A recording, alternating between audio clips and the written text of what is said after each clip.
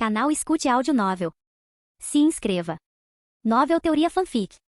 Fanfic One Piece, Demônio de Asas Negras. Capítulo 41. Me deixando para trás de novo. Tashigi fez beicinho, brincando, mostrando a língua e piscando com um brilho travesso nos olhos. Mas o pensamento de que ela havia contribuído ao conter seus inimigos, fornecendo um tipo diferente de apoio e provando seu valor, a encheu de uma alegria silenciosa. Ian havia perdido a noção de quantas camadas do céu eles haviam atravessado, sentindo apenas a proximidade crescente do sol. A temperatura subiu vertiginosamente, e a luz solar intensa tornou difícil manter os olhos abertos enquanto sua consciência se expandia. 1000 metros? 3000? Ou talvez 10.000, ele avistou Gedatsu, um dos 4 sacerdotes, abaixo deles. Gedatsu presidiu a aprovação do pântano com uma taxa de sobrevivência de 50%, personificando a emoção de alegria entre os 4 sacerdotes, enquanto On e Satori representavam tristeza e raiva respectivamente. Gedatsu, com seu penteado aracnídeo, era mestre no uso do disco de sopro e da nuvem do pântano. Ele empunhava discos de impacto presos aos sapatos e cotovelos, concedendo-lhe mobilidade aérea, maior velocidade de soco e maior poder de ataque. Sua nuvem do pântano cobria seu domínio, prendendo aqueles que vagavam por ela como areia movediça, afundando-os lentamente em suas profundezas.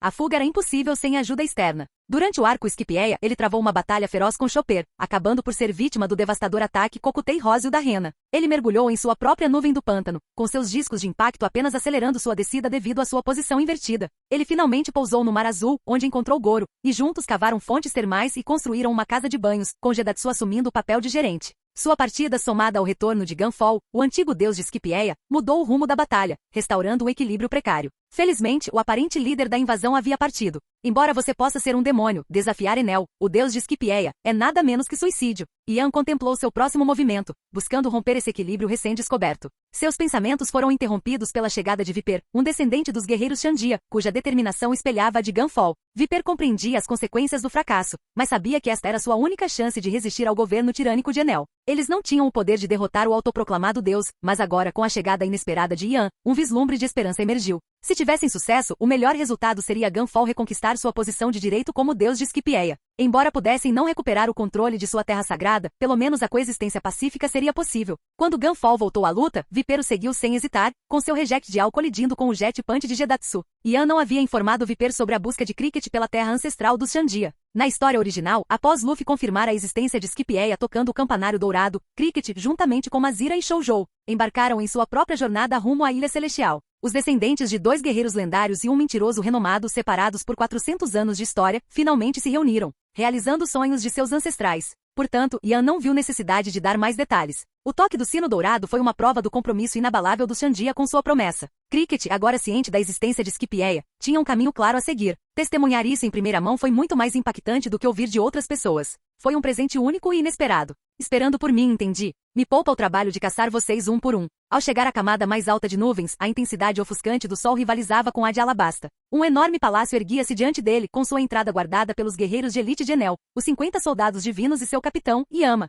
que havia antecipado sua chegada. Um demônio. Você realmente chegou aqui. Sorte ou planejamento meticuloso? Yama, o imponente capitão dos soldados divinos, zombou, enquanto seus 50 subordinados, semelhantes a cabras, baliam em uníssono. Gunfall, o antigo deus, e Viper, o guerreiro Xandia, conseguiram interceptar 2 dos sacerdotes, impedindo-os de chegar ao palácio. Eles não tinham testemunhado as habilidades de Ian em primeira mão. Eles não tinham ideia do que ele era capaz. Capitão Yama e Smagio. Os 50 soldados cabras comemoraram, suas vozes ecoando pelo ar. Que tedioso, murmurou Ian, dispensando os insignificantes subordinados. Ele se lembrava vagamente de que Yama empunhava um disco de flash. Muito bem, ele responderia da mesma forma, usando um flash de sua própria lâmina. Derrotar um oponente em seu próprio jogo era sempre mais satisfatório. Ele desembainhou Shuzui, seu Amon vermelho e irregular era uma visão arrepiante. Sua espinha grossa e seu peso pesado eram uma prova de seu status como uma lâmina amaldiçoada e uma lâmina negra. Ele brandiu a lâmina sem esforço, um movimento enganosamente casual que arrancou risadas dos soldados divinos. Parecia que lhe faltava força. No entanto, aquela espada lhe servia perfeitamente. Uma onda verde clara de energia comprimida com vários metros de comprimento irrompeu da lâmina. Isso foi o resultado de meses de treinamento, aprimorando sua capacidade de controlar o tamanho e a intensidade da pressão da espada. Golpe com força total. Yama exclamou, surpreso pelo ataque inesperado. Ele juntou as mãos e tirou um pedaço de fita adornado com 10 flashes de alce. A displicência enganosa de Ian enganou Yama, que subestimou o poder do ataque. Em vez de se esquivar com a agilidade que contrastava com seu físico corpulento, ele optou por um confronto direto. Bum! O resultado era inevitável. A onda de energia atravessou a fita e seus discos de flash embutidos, cortando-os com facilidade. A pressão da espada de Ian agora era capaz de cortar aço. Yama! Capitão! Gritaram os soldados horrorizados. O capitão jazia no chão, contorcendo-se, com o corpo dividido ao meio, quase sem se segurar. Se Ian tivesse exercido um pouco mais de força, eles também teriam sido arrastados. Ele continuou caminhando em direção ao palácio, ignorando os olhares atônitos. Eles se esforçaram para abrir caminho, percebendo a inutilidade. Um único golpe havia derrotado seu capitão. Enfrentar aquele demônio só resultaria na morte deles. Ele era uma criatura das profundezas do inferno, uma força das trevas.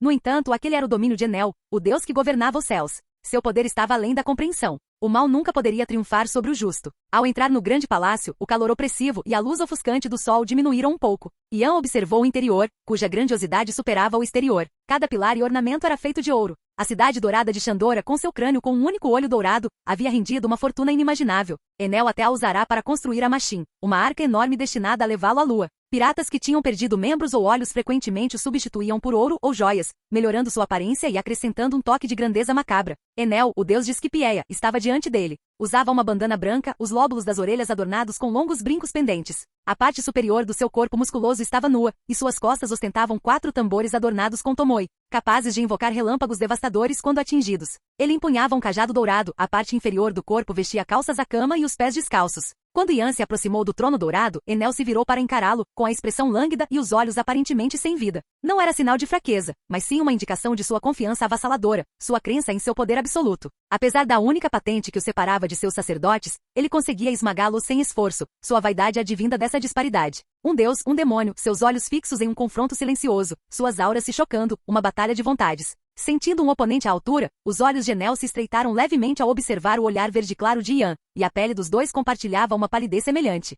Você tem alguma força, eu admito, mas eu sou um deus. Você é o salvador que Gunfall trouxe do Mar Azul? Ouvi histórias daqueles que se autodenominam fuzileiros navais, protetores da justiça. O olhar de Enel se deteve no casaco branco de mangas pretas de Ian, o símbolo da justiça esvoaçando ao vento. Embora ele tivesse promulgado leis rigorosas para impedir a fuga de forasteiros, alguns conseguiram retornar ao Mar Azul. Mas eu sou o deus do trovão. Um demônio, mesmo com um mínimo de força, não pode me derrotar. Ele levantou as mãos acima da cabeça, sua voz elevando-se em uma declaração teatral, sua megalomania superando até mesmo suas explosões ocasionais na terra. Baca. A expressão impassível de Ian, refletindo o comportamento estoico de Ulquiorra, amplificou o insulto, seus olhos verde claros transmitiam total desprezo. Enel exalava vaidade e desdém, enquanto Ian o observava com a fria indiferença de um ser superior observando um louco delirante. Demônios das profundezas do inferno talvez não conseguissem alcançar os céus, mas se pudessem se aproximar do sol, superariam até os deuses. Ele viera para eliminar Enel. Era evidente que esse deus delirante não daria ouvidos à razão. Não havia sentido em explicar sua identidade ou propósito.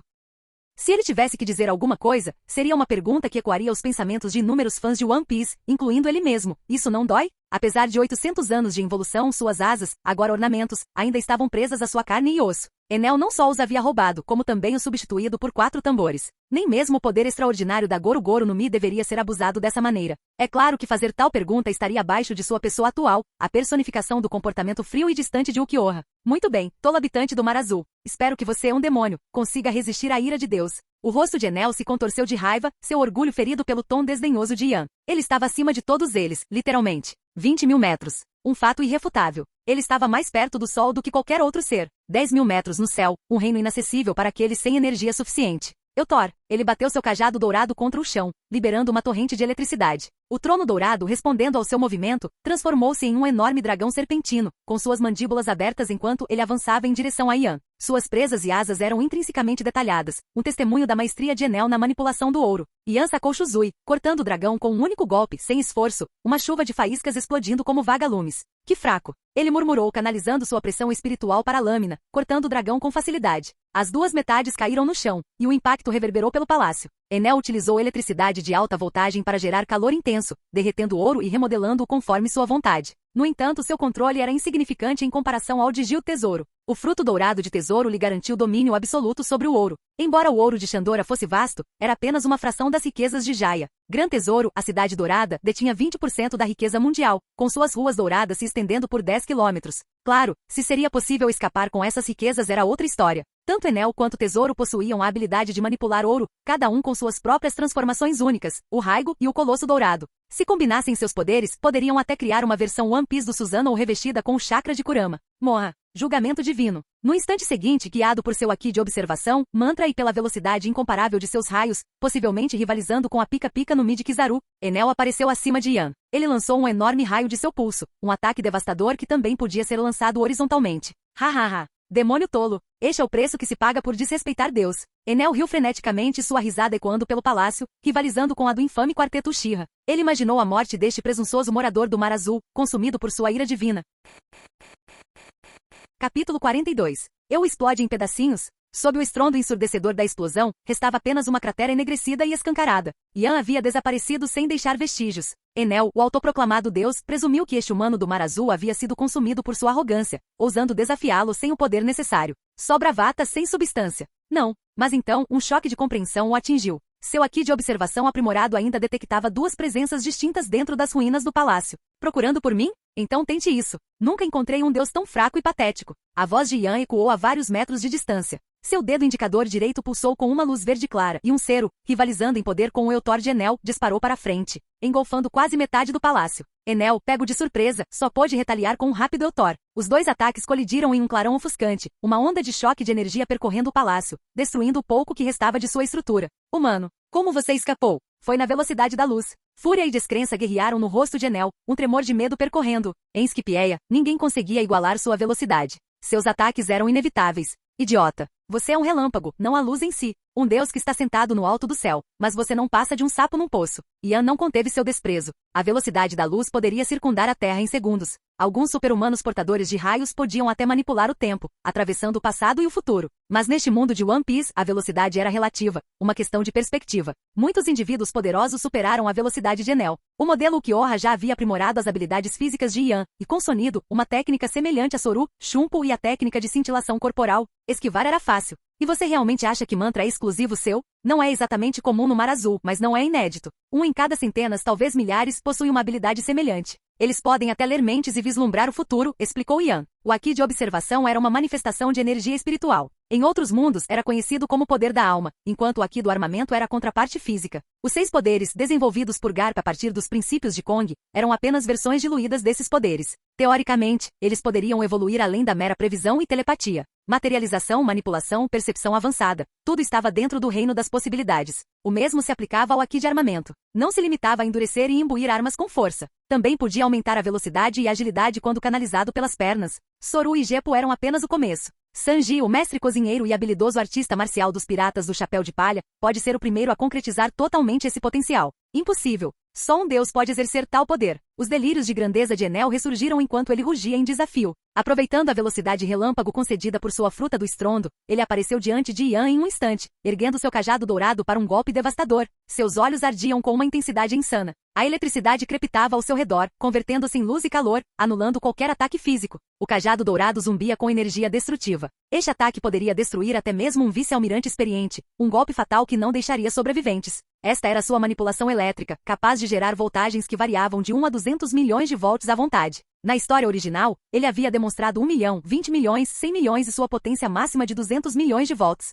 Mas seu estado atual, ele provavelmente ainda não havia atingido 100 milhões de volts. Mesmo assim, poucos conseguiam resistir ao seu poder. Em seu auge, ele rivalizaria, talvez até superasse, qualquer almirante ou Yonkou. A Gorogoro no Mi era realmente um poder versátil e formidável, abrangendo a força explosiva do fogo, a velocidade e as capacidades penetrantes do vento e da luz, os efeitos paralisantes do gelo e o poder destrutivo da terra. Indiscutivelmente a logia mais forte, perdendo apenas para a fruta escura do Barba Negra, que anulava todos os poderes da Akuma no Mi. Esse poder levou Barba Negra a suportar décadas de servidão no navio do Barba Branca, acabando por trair e matar Tat, o comandante da 4ª Divisão, para reivindicar o poder da fruta para si. Era um poder que valia a pena trair até mesmo o pirata mais forte do mundo. Mas Yan não tinha tempo para tais reflexões. Sua vida estava por um fio. Ele canalizou aqui de armamento para sua espada, Shuzui, imbuindo-a de maior durabilidade e a capacidade de contornar a intangibilidade da logia de Enel. Um contra-ataque direto aos poderes da Akuma no Mi. Suas mãos, revestidas de aqui negro, dobraram sua força ao encontrar o cajado dourado de Enel de frente, o choque demonstrando a igualdade de seus poderes.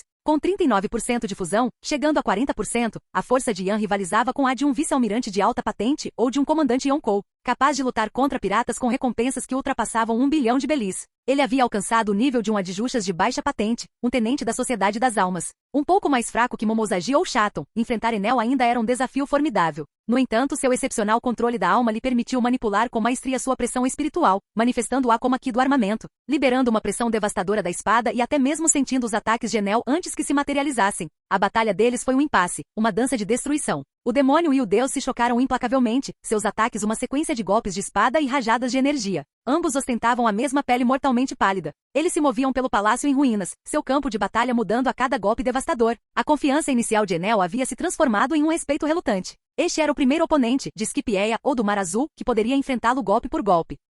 A batalha foi emocionante. Embora cada gota de suor e sangue evaporasse instantaneamente devido ao calor intenso gerado pelo confronto, Enel sentiu uma onda de adrenalina, seus sentidos em chamas. Ele desferiu rajadas de Othor, recebidas com igual força pelo cero de Yan e pela pressão da espada. Nenhum dos dois cedeu um centímetro. 30 milhões de volts hino, Kitten. Enel bateu os tambores nos ombros esquerdo e direito, invocando um pássaro relâmpago em forma de fênix e uma fera relâmpago em forma de lobo. Eles avançaram em direção a Yan com uma velocidade incrível, suas formas crepitando com energia destrutiva. 60 milhões de volts, Sango. Ele continuou seu ataque, tocando os tambores mais uma vez, invocando um enorme dragão de relâmpagos. As 3 bestas divinas rugiram em uníssono, suas vozes ecoando pelos céus. Morra, demônio! Enel berrou, sua frustração aumentando. Durante a batalha, ele percebeu que Yan conseguia, de alguma forma, contornar a intangibilidade de Logia, atingindo diretamente. Yan revelou que se tratava de um poder chamado Aqui do Armamento, uma contrapartida ao Aqui da Observação. Enel reconheceu a ameaça. O arsenal de Yan parecia infinito, e seus ataques se tornavam cada vez mais poderosos. Se a batalha continuasse, a derrota era uma possibilidade real.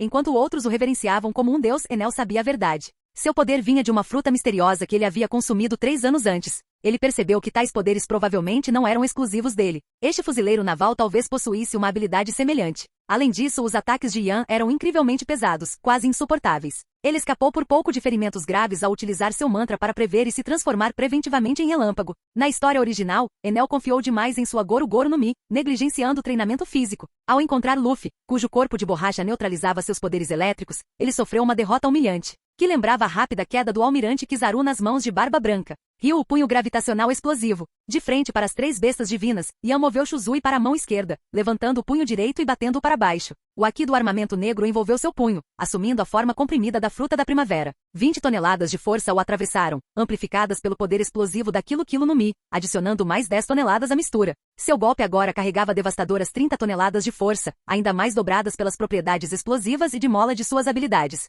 O golpe final, uma força monstruosa de 100 toneladas, aumentada pelas habilidades físicas aprimoradas do modelo Ukiyoha, distorceu a própria estrutura do espaço. Fracas rachaduras, semelhantes às criadas pela fruta Tremor de Barba Branca, apareceram, lembrando o elefante noturno de Might Guy, o ápice do taijutsu, que havia liberado ondas de choque transparentes contra Madara Uchiha. As 3 bestas divinas foram obliteradas, dissipando-se em partículas de energia. No entanto, era apenas uma imitação. Se ele realmente possuísse o poder daquelas figuras lendárias, derrotar Enel seria moleza. Se ele dependesse apenas da esgrima, talvez aquilo no Mi pudesse ser utilizada com eficácia. Mas as propriedades explosivas e de mola não podiam ser transferidas para sua espada, pelo menos não por enquanto. Será que ele deveria empunhar uma lâmina de 40 metros para aprimorar seus ataques? Ele tinha certeza de que se usasse mal esses poderes, até Shuzui seria reduzido a fragmentos. Por isso, optou por Ryu, a forma avançada do Aqui do Armamento. Afinal, tanto a fruta Bomba quanto a fruta Primavera envolviam técnicas de combate corpo a corpo. Canalizar esses poderes através do corpo, aumentando sua força física, era uma abordagem muito mais eficiente.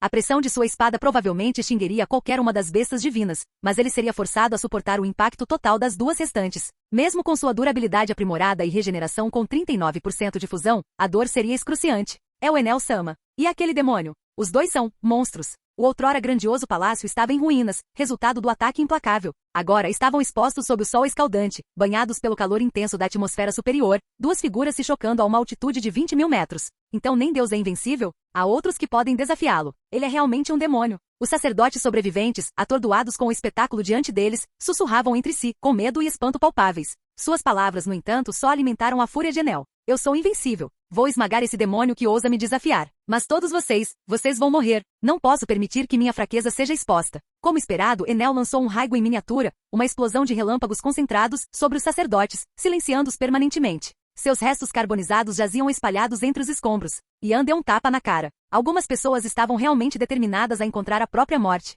Não poderiam ter discutido isso em particular? Mas mesmo assim, não teria importância. Com sua Goru Goru no Mi e seu mantra, a consciência de Enel se estendeu por toda a ilha. Sua velocidade relâmpago lhe permitia aplicar uma retribuição rápida onde fosse necessário. 100 milhões de volts, Amaru. Enel declarou, seu corpo inchando dramaticamente enquanto a eletricidade crepitava ao seu redor, envolvendo a camada mais alta de nuvens em um vórtice de energia. Apesar de banhado pela luz do sol, o céu ficou escuro e ameaçador. Ele havia se transformado em um gigante imponente, uma forma semelhante ao gigante dourado de Tesouro e à monstruosa fusão de Bullet. Seu ataque final, liberando toda a força de seu poder relâmpago, envolveu seu corpo em uma aura ofuscante de energia. Ele se tornou um verdadeiro deus do relâmpago, com poder imensurável. Ele ainda não havia criado a Arc Machine, seu navio voador capaz de amplificar seus raios e gerar enormes nuvens de tempestade, liberando raigo. Um ataque devastador que poderia destruir ilhas e nações inteiras em um instante. Essa era sua técnica suprema, semelhante ao Imperador das Chamas de Ace, à Era Glacial de Aokiji, ao Yasakani no Magatama de Kizaru e ao Espada do Deserto de Crocodile. Cada Akuma no Mi provavelmente teve sua forma final, sua expressão máxima de poder. O Gear 5 do Luffy, o Punk maldito do Kid. Até mesmo suas próprias habilidades, após muita experimentação, revelaram suas formas definitivas, principalmente como ataques devastadores. O potencial da fruta Sombra permanecia em grande parte inexplorado, e sua técnica suprema era cercada de mistério. A fruta Bomba possuía a explosão de corpo inteiro e o salto esportivo do homem. Aquilo no Mi servia apenas para manipular o peso, mas ele havia descoberto que, assim como aqui do armamento, podia concentrar seus efeitos em partes específicas do corpo ou em todo o corpo, aumentando seu peso em até 10 toneladas. Quanto à fruta Bomba, sua técnica final era incrivelmente poderosa, porém tragicamente finita, autodestruição. Capítulo 43. Semelhante ao zero absoluto no mundo de Fairy Tail ou ao selo da morte do ceifador em Naruto, ambas as técnicas exigiam a vida do usuário como preço. No entanto, havia uma diferença fundamental. Essas técnicas eram selos, garantindo sucesso ao contato. A autodestruição, por outro lado, era uma manobra puramente ofensiva, cujo poder era ditado pela força do usuário. Mas Ian estava confiante de que sua taxa de fusão, força equivalente à de um comandante da calamidade, aumentada pelo poder das Akuma no Mi, foi mais do que suficiente para destruir até mesmo um almirante ou um Yonko, deixando-os mortos ou aleijados por um período significativo, atormentados por ferimentos persistentes. A 20 mil metros acima do Mar Azul, o Sol Dourado, várias vezes maior que seu equivalente terrestre, banhava Skipieia, cercada por nuvens com seu calor. Mas agora, as nuvens brancas imaculadas acima da ilha escureciam, transformando-se em um vórtice espiralado de um negro intenso, dividindo o céu em duas metades contrastantes, um espetáculo de tirar o fôlego de luz e sombra. Eis, demônio do inferno! Esta é a verdadeira forma de um deus. Ninguém jamais presenciou isso antes. Você é o primeiro, o único digno de enfrentar a minha ira. Afinal, somos da mesma espécie. Enel, consumido por seus delírios de divindade, caiu na gargalhada. Mesmo Ian, versado na história de One Piece e familiarizado com os clichês de vários animes, não conseguiu igualar a profundidade da grandeza delirante de seu oponente. Enel havia se transformado. Seu corpo, agora um pequeno gigante composto inteiramente de relâmpagos azuis e brancos crepitantes, seus cabelos arrepiados, seu olhar afiado e penetrante. Ele se assemelhava a um Super Saiyajin Blue do universo de Dragon Ball, uma comparação adequada, já que ambos eram considerados deuses em seus respectivos mundos. No entanto, o abismo em seu poder era inegável. Um podia destruir planetas sem esforço, enquanto o outro lutava para obliterar uma pequena ilha. Ian, agora ofuscado pela forma colossal de Enel, simplesmente olhou para cima, observando a dança caótica de relâmpagos percorrendo o corpo de seu oponente. Ele podia sentir o poder bruto contido ali, pesado, explosivo, paralisante, cortante e transbordando de potencial ofensivo. Era uma força que transcendia as limitações de um Logia típico, abrangendo aspectos de habilidades naturais e sobre-humanas. A menos que encontrasse uma Akuma no Mi única como a fruta Rob de sugar, que podia transformar pessoas em brinquedos Enel. Se não tivesse sido derrotado por Luffy e enviado à Lua, sem dúvida teria se tornado um dos alvos de Barba Negra. Agora, ele também havia sido adicionado à lista de Ian. Semelhante a Lashus Dreyar, o exterminador de dragões de relâmpagos em Fairy Tail, e ao terceiro Raikage em Naruto, ambos mestres da manipulação de raios, Enel possuía um conjunto completo de habilidades, tornando-o um oponente formidável. Seriam eles mais fracos que Hiruzen Sarutobi, o terceiro Hokage, apesar de seu domínio das 5 naturezas elementais de chakra? Ver você assim me dá nojo, demônio. Enel rosnou com a testa franzida. Em primeiro lugar, suas posições atuais eram uma inversão gritante de seus papéis. Enel estava sob um vórtice rodopiante de nuvens escuras, enquanto Ian era banhado pelo brilho cálido do sol. O deus e o demônio seus lugares invertidos. Em segundo lugar, havia o olhar de Ian. Seus olhos verde claros não demonstravam medo, apenas um toque de satisfação, um brilho de excitação e uma fome crescente. Era o olhar de um predador avaliando sua presa. Enel, enfurecido, liberou sua fúria. Ele havia demonstrado apenas uma fração de seu verdadeiro poder em Skipieia.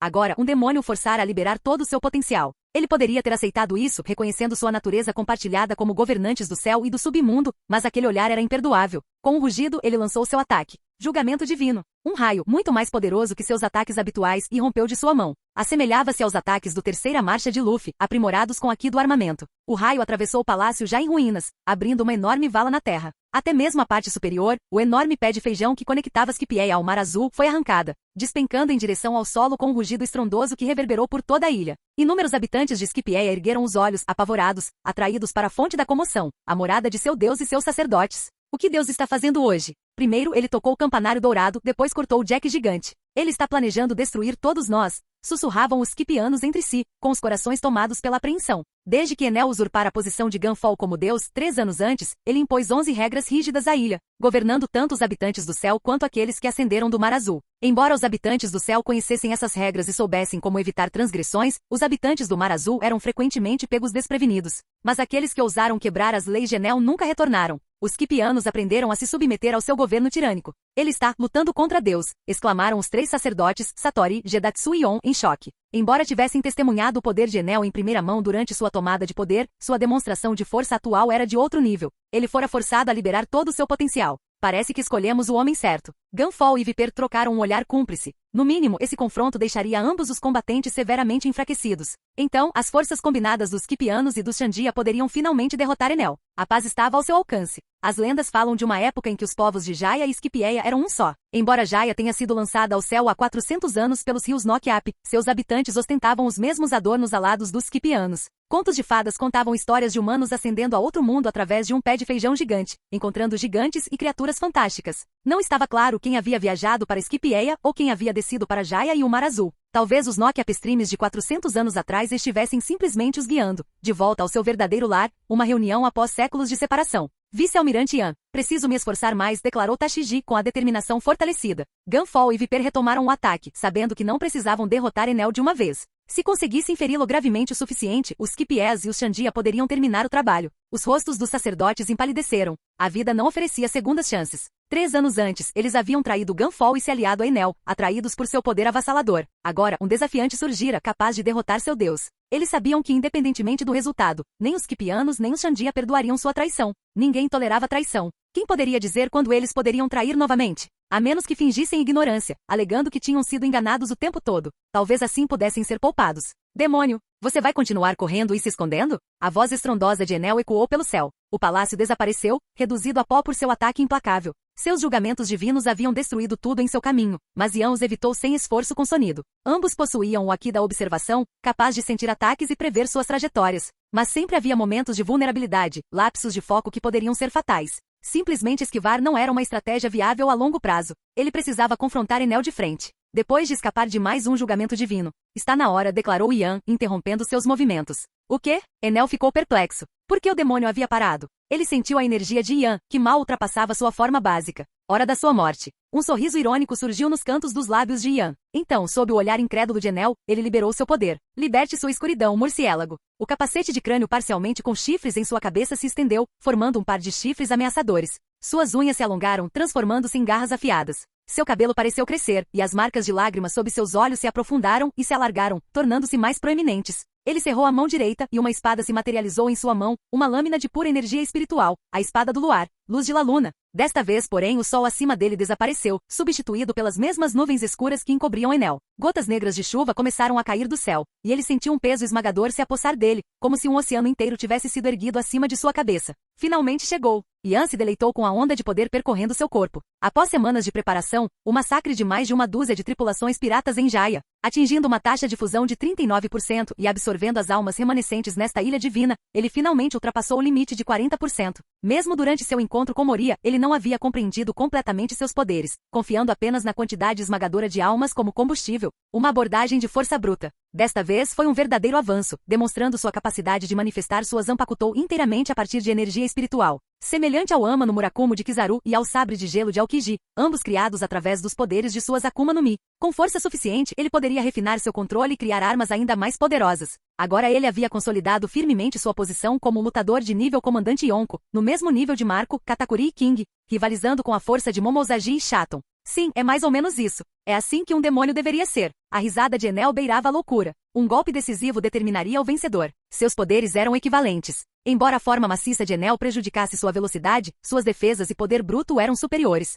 Isso se devia à sua compreensão limitada de sua Akuma no Mi e à sua crença de que o poder residia apenas na projeção externa. Se ele pudesse atingir um nível de controle semelhante à forma quarta marchas na Keman de Luffy, canalizando todo o seu poder através do armamento em Mementaraki, sua força seria verdadeiramente monstruosa. A forma liberada de Yan Murciélago possuía um nível semelhante de refinamento, um equilíbrio perfeito entre velocidade, poder, ataque e defesa. Talvez se Enel conseguisse comprimir seus raios ao limite absoluto, ele pudesse alcançar um nível de controle semelhante. A combinação de ambas as abordagens poderia levar à verdadeira invencibilidade. Raigo. Para surpresa de Yan, Enel levantou sua enorme mão, reunindo um vórtice giratório de relâmpagos, formando uma esfera de energia azul e branca com várias dezenas de metros de diâmetro. Empalidecia em comparação com o Entei de Ace, que havia engolido metade de uma ilha durante sua batalha com Barba Negra, mas ainda era uma força a ser reconhecida. Parecia que Enel não era incapaz de controlar seu raigo, ele simplesmente utilizara a máxima da arca para amplificar seu poder, semelhante a... Vamos ver você se esquiva disso. Enel gargalhou, lançando a esfera de energia em direção a Yan. Ele era imune aos seus próprios raios, mas este demônio possuía um corpo físico. A explosão envolveria um raio de vários quilômetros. Não havia onde se esconder. Pelo menos metade de Skipieia seria atingida pela explosão. Interessante. Yan observou o ataque iminente, optando por não contra-atacar com seu próprio ser Oscuras, a técnica que ele havia empregado contra o sapo colossal durante sua luta com Moria. Moria não teria sido capaz de resistir a um raigo, nem mesmo a bala de óleo de Gamabunta. Um ser Oscuras poderia ser comparável em poder a um raigo menor, mas a vitória estava longe de ser garantida. Ele poderia suportar o dano. Seus 40% de erro e sua regeneração de alta velocidade poderiam suportar um ferimento grave. Ele não morreria. As suposições de Enel, no entanto, estavam equivocadas. Embora Yan fosse imune a raios, ele não era invencível contra outros elementos. Caso contrário, Ace não teria sido capturado, e nem Akainu nem Aokiji teriam perdido membros durante a batalha pelo título de almirante da frota. Enel acreditava que o Aki do armamento era apenas uma decoração? A pressão espiritual também pode afetar a alma, explicando por que Moria sofreu traumas físicos e mentais durante o encontro. Então experimente minha espada do luar modificada. Yan canalizou toda a sua pressão espiritual para a lâmina, infundindo-a com o poder de 3 frutas do diabo, a fruta Quilo-Quilo, a fruta Bomba-Bomba e a fruta Primavera-Primavera, usando esta última para comprimir a energia ao seu limite absoluto. Ele até incorporou Aki do armamento, revestindo metade da lâmina com uma aura negra como a Zeviche. A espada do luar, antes de um branco imaculado, agora pulsava com um poder aterrorizante e contido. Com um poderoso bater de suas asas negras, Yan alçou voo e arremessou a espada do luar em direção a Raigo de Enel com um movimento de arremesso habilidoso. Patético. Que ataque fraco. Enel riu, imitando a postura zombeteira de Byakuya Kushiki ao testemunhar a Bankai de Ishigo Kurosaki. A espada do luar era realmente afiada, perfurando o núcleo do Raigo, mas não houve reação imediata. O uso do Aki de armamento e da fruta da primavera por Yan havia efetivamente ocultado a verdadeira natureza de seu ataque. Além disso, Enel, em seu estado exaltado, consumido pelo poder de sua fruta do estrondo, perderá o foco, seu Aki de observação embotou. Ele não conseguia sentir o perigo que espreitava dentro do Raigo. É mesmo? Yan sorriu ironicamente, observando a espada do luar cravada no coração do Raigo. Após alguns segundos de inatividade, ele ficou inicialmente perplexo. Ela não deveria ter detonado com o contato? Então, a compreensão surgiu. Isso vai doer. Ele riu baixinho, sentindo pena do seu oponente arrogante. Enel, igualmente confiante, encarou-o de volta. Será que Yan acreditava que conseguiria suportar toda a força do seu Raigo? No instante seguinte, a espada do luar, detonada. O poder da fruta Bomba-Bomba irrompeu do núcleo, engolfando o Raigo inteiro. Não foi uma colisão de duas forças opostas, mas sim uma fusão de seus poderes, amplificando o potencial destrutivo um do outro. O poder combinado de seus ataques, amplificado exponencialmente, explodiu para fora. A razão por trás dessa sinergia era clara para Yan. As propriedades inerentes da fruta Bomba-Bomba, da fruta Quilo-Quilo e da espada do luar, todas alinhadas à natureza expansiva da Goru-Goru no Mi. Seus ataques eram todos projeções externas de energia. Eles se fundiram em uma força única e devastadora. O poder combinado deles superou um simples efeito de duplicação ou triplicação. Foi um aumento de 4, talvez até 5 vezes, liberando uma onda cataclísmica de energia que rasgou o céu. O Jack gigante, o enorme pé de feijão com 10.000 metros de altura, foi partido em 2, e um pedaço enorme de sua parte superior desapareceu no vazio. Mesmo que Skipieia recuasse para o Mar Azul, era improvável que alguém conseguisse ascender às suas alturas novamente. A explosão assemelhava-se a um orbe da busca da verdade em expansão. Um vórtice rodopiante de preto intenso, silencioso e ameaçador, seguido por um clarão branco ofuscante. Uma sobrecarga sensorial onde cores e sons atingiram seus limites absolutos, colapsando em um binário de preto e branco, silêncio e ruído avassalador. À medida que o mundo recuperava os sentidos, uma enorme cratera esférica marcou a parte superior do gigante Jack. Enel, com sua forma retornada ao tamanho normal, jazia dentro da cratera com o corpo em chamas. A onda de choque da explosão reverberou por Skipieia, atraindo a atenção tanto dos Skipianos quanto de Xandia, que correram em direção ao pátio superior. Eles procuraram testemunhar as consequências desse evento cataclísmico, o desaparecimento do campanário dourado e a destruição do gigante Jack. Isso é, Deus? Os 3 sacerdotes, Ganfol e Viper, encararam-nos incrédulos. Eles haviam alcançado a vitória, ainda que graças ao poder avassalador de Yan. Tashiji, empunhando o poder da fruta claro-claro e dominando Soru, provou ser uma inimiga insuperável. Nem mesmo On, com seu Aki de observação e os ataques de longo alcance da nuvem de ferro, era páreo para ela. Tashiji também possuía um conhecimento rudimentar do Aki de observação, o que lhe permitia antecipar seus ataques e evitá-los com Soru. Sua fruta clara e suas habilidades com a espada, tornando-a praticamente invencível. Ela havia ajudado Ganfol a derrotar Shura. O disco de jato de Gedatsu não foi páreo para o disco de rejeição de Viper, que quase matou matou Enel na história original. Enel só sobreviveu graças à sua manipulação de raios, usando o ar para reativar seu coração. Uma tática semelhante. Tinha sido contratado por Doflamingo, especialista em manipulação de cordas, usando seus fios para estimular o coração. Sua falta de destreza física o tornará um alvo fácil para Viper, cuja vitória era inevitável. Holly, o cão gigante, e Nola, a piton gigante, provavelmente foram influenciados pela gentileza de Tashigi, ajudando-a na vitória e até mesmo permitindo que ela os montasse para seu deleite. Hahaha, eu sou um deus. Aquele demônio não era páreo para mim. Enel gargalhou, o corpo abatido, mas o espírito intacto. Ele examinou a área ao redor, mas Ian não estava em lugar nenhum. Reduzido a cinzas, sem dúvida. Mas por que ele estava ferido? Não era imune a raios? E por que se sentia tão mentalmente exausto, com uma onda de sonolência ameaçando dominá-lo? Sério? Seu deus tolo e falso. Capítulo 44. Nossa, vamos lá! Gritou Tashigi para o grande cão branco, saltando sobre sua cabeça e subindo em direção ao topo do pé de feijão gigante com uma agilidade surpreendente. Ela se movia com a agilidade de um macaco, usando a superfície do pé de feijão como alavanca. O desespero gera engenhosidade e, neste caso, resultou em um cachorro subindo em uma árvore. Pierre Seagulls. Gunfall ordenou. Grito. O pássaro malhado soltou um grito, mas algo parecia estranho. Então, diante dos olhares atônitos de Viper e Tashigi, Pierre começou a se transformar. Seu corpo se moveu, suas feições se transformaram, transformando-se de um pássaro bizarro em uma criatura igualmente bizarra, parecida com um cavalo. O pássaro malhado havia se transformado em um Pégaso malhado. Tão feio. O pensamento ecoou simultaneamente na mente de ambos. Pierre, em sua forma evoluída de Pégaso, mantinha a pele rosada, manchas pretas e asas negras. A imagem de um majestoso corcel branco com crina esvoaçante e asas graciosas desapareceu. O que teriam testemunhado? Teria ele consumido a fruta errada? Não, a fruta certa, mas com os resultados errados. Como uma jovem apaixonada por criaturas fofas, ela tinha certas expectativas. Até mesmo um ganso ou um pombo, se alimentados com esta fruta cavalo-cavalo, poderiam ter se transformado em um magnífico Pégaso.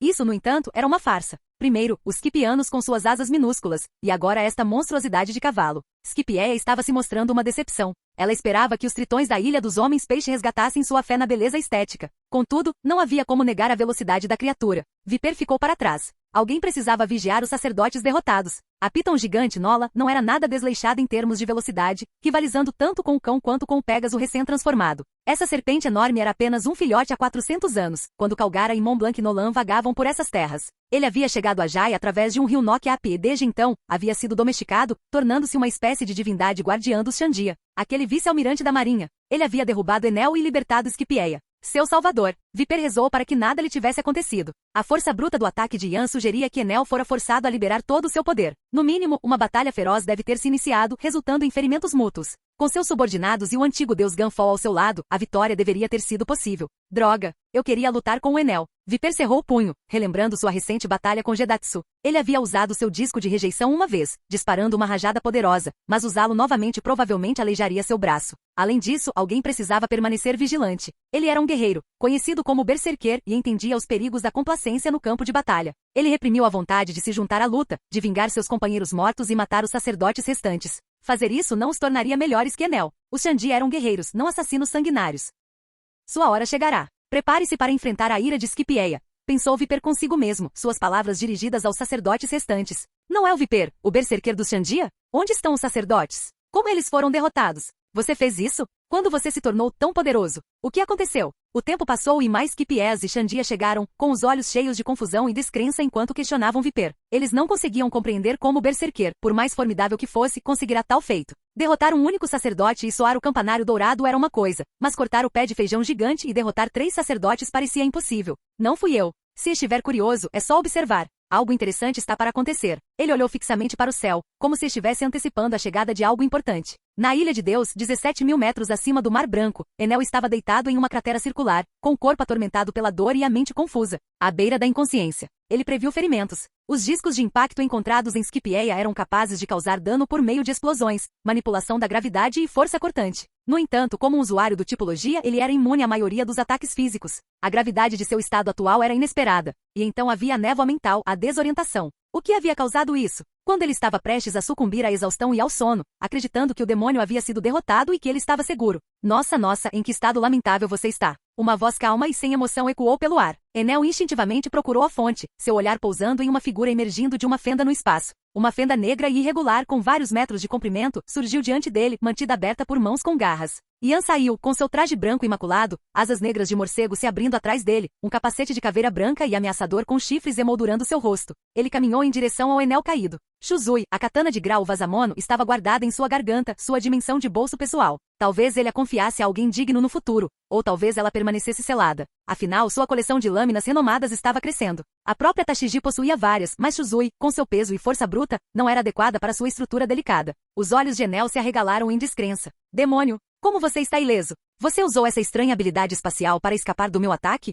Isso não é justo. Você trapaceou. Enel se enfureceu, com a voz carregada de frustração e um toque de medo. E o que você fez comigo? Minha mente está em turbulência. Parece que minha teoria estava correta, ponderou Ian. Usuários de Akuma no Mi do tipo Logia eram imunes a ataques de seu próprio elemento e a maioria dos ataques físicos, enquanto outros ataques elementais eram significativamente enfraquecidos. Caso contrário, Ace não teria sido capturado. E o confronto entre Aokiji e Akainu pela posição de almirante da frota não teria resultado em ferimentos tão devastadores. O Aki do armamento era conhecido por sua eficácia contra usuários de Logia, mas parecia que sua pressão espiritual, uma manifestação do poder de sua alma, podia afetar diretamente suas almas. Isso explicava por que Mori havia sofrido traumas físicos e mentais durante o encontro. Descorrer sua técnica garganta era de fato a manobra defensiva definitiva. No entanto, a dimensão de bolso que ela criava estava atrelada à sua localização atual. Habilidades de manipulação espacial como a fruta porta-porta de Blueno poderiam potencialmente interrompê-la. Da mesma forma, ataques poderosos o suficiente para distorcer ou destruir o espaço também conseguiam contornar suas defesas. Ele teve a sorte de o ataque de Enel e seu próprio contra-ataque se fundirem momentaneamente, criando uma breve janela para ele ativar Discorrer. Contra outro oponente, o resultado poderia ter sido diferente.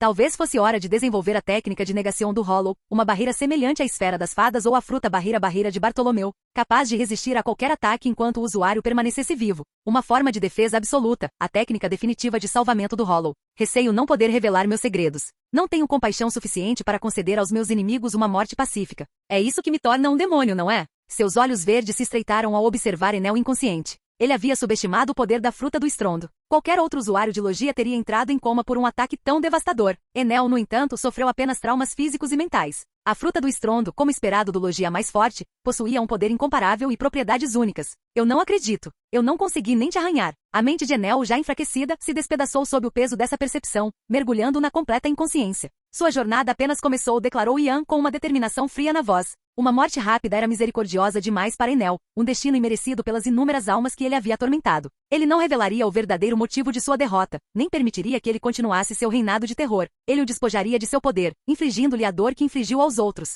Bem com bem, mal com mal. Quando vilões buscavam justificativa para suas ações, somente uma força esmagadora poderia trazer a verdadeira justiça. Leis? Um conceito ridículo. Eles raramente protegiam os fracos e impotentes. Enel havia liberado sua ira sobre inúmeros indivíduos, e agora era a vez deles retribuírem o favor. Ele simplesmente nunca havia encontrado um demônio de verdade antes. Se Deus não agisse, então ele, Ian, surgiria do inferno para trazer a retribuição. Não totalmente inútil. Pelo menos destruiu minhas roupas. À medida que avançava, suas asas negras se fechavam, seu casaco de vice-almirante da marinha e seu traje característico, branco e preto, se reagrupavam ao seu redor. Sua Zanpakuto, uma katana com cabo branco e design simples, materializada a partir de energia espiritual, estava embainhada e presa à sua faixa preta. Finalmente, com 40% de fusão, ele pôde utilizar plenamente sua primeira ressurreição, manifestando seu traje Arrancar e Zanpakuto de Reishi, as partículas espirituais que formavam a base de todos os seres espirituais. Ele finalmente herdou uma parte do poder de Ukiyo Hacifer. No entanto, era apenas o poder de Adjushas. A verdadeira maestria exigiria uma taxa de fusão de cerca de 70%, enquanto 60% lhe daria a força de um Adjushas de alto nível, comparável ao de um espada de nível inferior. Esse nível de poder superaria piratas lendários, rivalizando com almirantes e Yonkou. Ele poderia até canalizar sua Reiatsu para sua Zanpakutou, imbuindo-a de força explosiva, semelhante ao Shinsu de Gin Ishimaru. Ou talvez pudesse adquirir a fruta Chama-Chama ou a fruta Gelo-Gelo e desenvolver técnicas semelhantes às de Rijin Jaka e Irimaru. As habilidades de Logia podem ser combinadas com sua Resurrecção para criar ataques devastadores, enquanto a fruta Clear pode aumentar sua furtividade. E a fruta Kilo pode ser usada para manipular a gravidade, semelhante às habilidades de Fugitora. No entanto, sua prioridade atual era obter a formidável Goru no Mi. Ele se posicionou diante de Enel, suas garras negras alcançando a cabeça do deus inconsciente, sentindo a superfície lisa de sua bandana branca. Apareça, Goru no Mi, a Logia mais forte. Ele canalizou sua Reiatsu para a mão, puxando uma figura diabólica formada inteiramente por eletricidade crepitante. Ela irrompeu com poder, emitindo calor intenso, força explosiva, lâminas afiadas e um peso esmagador. Uma entidade formidável e desafiadora. O demônio elétrico não conseguiu nem penetrar seu hierro. Ele liberou sua absorção de alma, e seu poder aumentou. Em seu mundo interior, um enorme galho brotou de sua árvore de Akuma no Mi, adornado com uma fruta crepitante de eletricidade. Um símbolo do imenso poder da Goru no Mi. Ele havia capturado. Vice-almirante Ian, você está bem? Eu estava tão preocupada. Santo Deus, o grande cão branco, carregando Tashigi nas costas, pousou ao lado de Gunfall, que cavalgava o Pégaso malhado. A jovem correu em direção a Yan, com o rosto marcado pela preocupação, que rapidamente se transformou em alívio. Ela estava certa em confiar nele. Yan sentiu o abraço dela, o corpo esguio pressionado contra o dele, o coração batendo forte contra o peito. Ela era de fato uma das mulheres mais bonitas da marinha, com o corpo esguio e tonificado, o abdômen plano e firme. Ele imaginava que ela tivesse um abdômen definido como o de um fuzileiro naval. Ele ainda a preferia com cabelo comprido. Quem sabe um dia. Estou bem. Ele tirou os óculos dela e enxugou delicadamente suas lágrimas. Ela estava ainda mais bonita sem eles. Vice-almirante Yan. Essas palavras reconfortantes são estranhas vindas de você dessa forma. Tashigi riu baixinho. Assim como Aokiji, ele possuía um coração de ouro, apesar da aparência fria e demoníaca. Você verá minha verdadeira forma algum dia. Desta vez, Yan não corou. A influência de Ukiyoha havia sutilmente aprimorado sua aparência neste mundo. Ele mantinha seu estado fundido principalmente por seus benefícios práticos.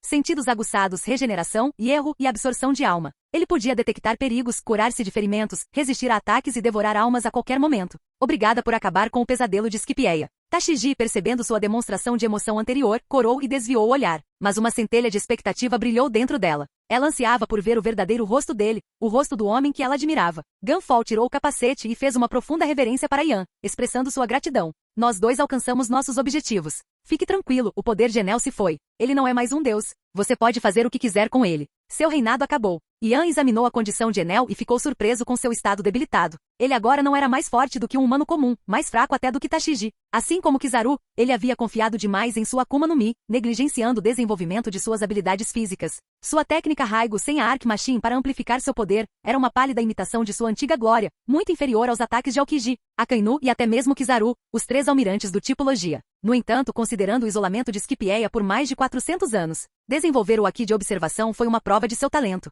Se tivesse se aventurado na Grand Line, poderia ter se tornado um formidável Yonkou, mas o destino lhe deu uma mão cruel. Ele havia encontrado Luffy, seu oponente natural, espelhando o encontro malfadado de Ukiyoha com Ichigo Kurosaki no mundo de Bleach. Ambos haviam sido vítimas dos poderes dos protagonistas, um por fraqueza elemental, o outro por uma abundância avassaladora de armaduras de enredo e assistência externa. Agora, Enel havia sido derrotado por um demônio. Yan também possuía a vantagem do protagonista, o poder de um transmigrador e de um sistema. Deixo o resto com você. Vou explorar Scipieia por alguns dias. Não me perturbe. Yan declarou para deleite de Tashigi. Ela presumira que ele partiria assim que a missão estivesse concluída. Era evidente que ele estava considerando os sentimentos dela. Ela não questionou seus métodos, nem como ele derrotar Enel e causará tamanha destruição. Ela confiava que ele lhe contaria no devido tempo. Todos tinham seus segredos. Gunfall ficou radiante. Ele temia que Enel pudesse recuperar seu poder após a partida de Yan. Parecia que Yan havia previsto essa possibilidade. Aproximou-se do deus inconsciente, agarrou-o pelo pescoço e o içou nas costas de Pierre, arrastando o outrora poderoso governante em direção ao pátio superior, a 7.000 metros de altura.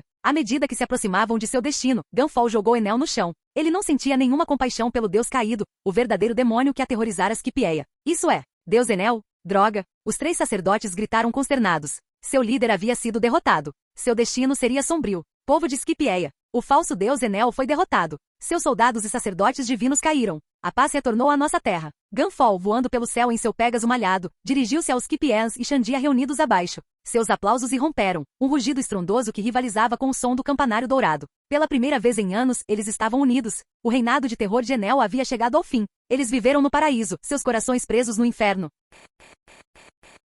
Capítulo 45. Vamos, disse Yan para Tashigi, notando o olhar conflituoso em seus olhos. Está tudo bem, disse Yan, dando um tapinha gentil na cabeça de Tashigi. Ele entendeu a preocupação dela. Ela estava preocupada com o grande cão branco. Mesmo tendo domesticado, ele já fora animal de estimação e montaria de um dos antigos deuses de Scipieia. Agora que Scipieia e Xandia estavam lá embaixo, provavelmente seria capturado se aventurasse a descer. A mordida de um cachorro era sempre responsabilidade do dono, a menos que fosse um animal raivoso. Mas mesmo assim, isso causava uma má impressão no dono. Embora Yan e Gunfall lhe tivessem garantido a segurança do cão, viajar com uma criatura tão grande poderia ser problemático. Yan abriu um pequeno disco de rejeição, um portal escuro que levava de volta ao Mar Azul. De dentro, ele retirou uma Akuma no Mi e, dirigindo-se ao cachorro Holly, ordenou que ele abrisse a boca. Ele jogou a fruta lá dentro e Holly a engoliu inteira. O corpo do grande cão branco começou a encolher rapidamente até ficar do tamanho de um filhote pequeno, com alguns centímetros de altura. A mini fruta. Ela apareceu no filme One Piece. Z concedendo ao seu usuário, um chefe gigante, a capacidade de encolher seu corpo enorme ao tamanho de um anão. Ou talvez devesse se chamar fruta tamanho.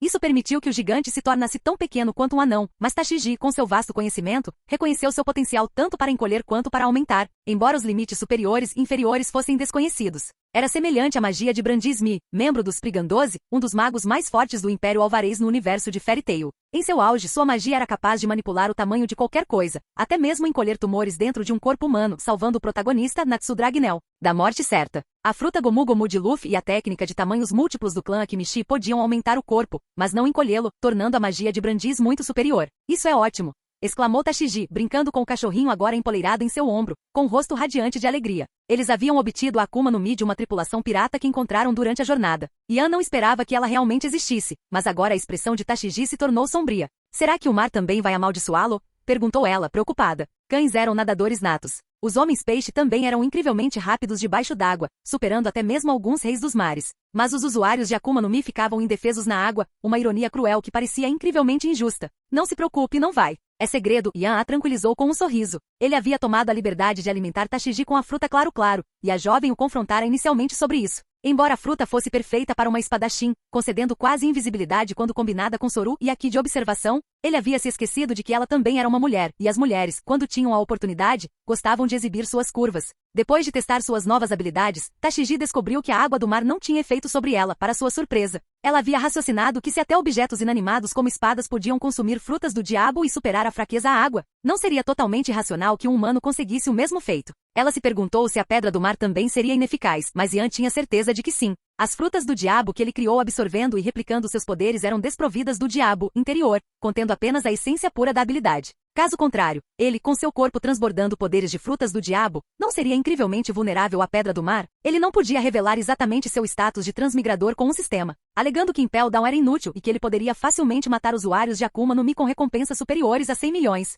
As pessoas o achariam louco, descartando suas alegações como mera fantasia. Absorvendo almas e poderes de Akuma no Mi, Barba Negra e Big Mom, com sua Akuma no Mi escura e sua Akuma no Mi alma, possuíam habilidades semelhantes. Então, o que havia de tão estranho em um usuário de Akuma no Mi que conseguia nadar e resistir aos efeitos da água do mar? Afinal, a Grand Line era vasta e cheia de mistérios. Por enquanto, apenas Tashigi e o cachorro possuíam as frutas do diabo concedidas por ele. Eles eram fuzileiros navais, e seus encontros com piratas geralmente resultavam em baixas, não em experimentos científicos. Clones pacifistas, Akuma no Mi artificiais. Essas eram maquinações do governo mundial, escondidas da vista do público. Yan então recitou seu encantamento da ressurreição, liberando uma onda de pressão espiritual tão vasta e avassaladora quanto o próprio oceano. Tanto Tashigi quanto o cachorrinho quase desmaiaram, mas ele conseguiu controlar a descarga, mantendo-a contida dentro do corpo. Ele os transportou para uma das ilhas celestes do Mar Branco, fingindo ser recém-chegados. Com a maioria dos habitantes reunida sob o Jack gigante, sua chegada passou despercebida. Eles passearam pelas várias ilhas celestes, apreciando as vistas e os sons. Ele estava realmente aqui de férias.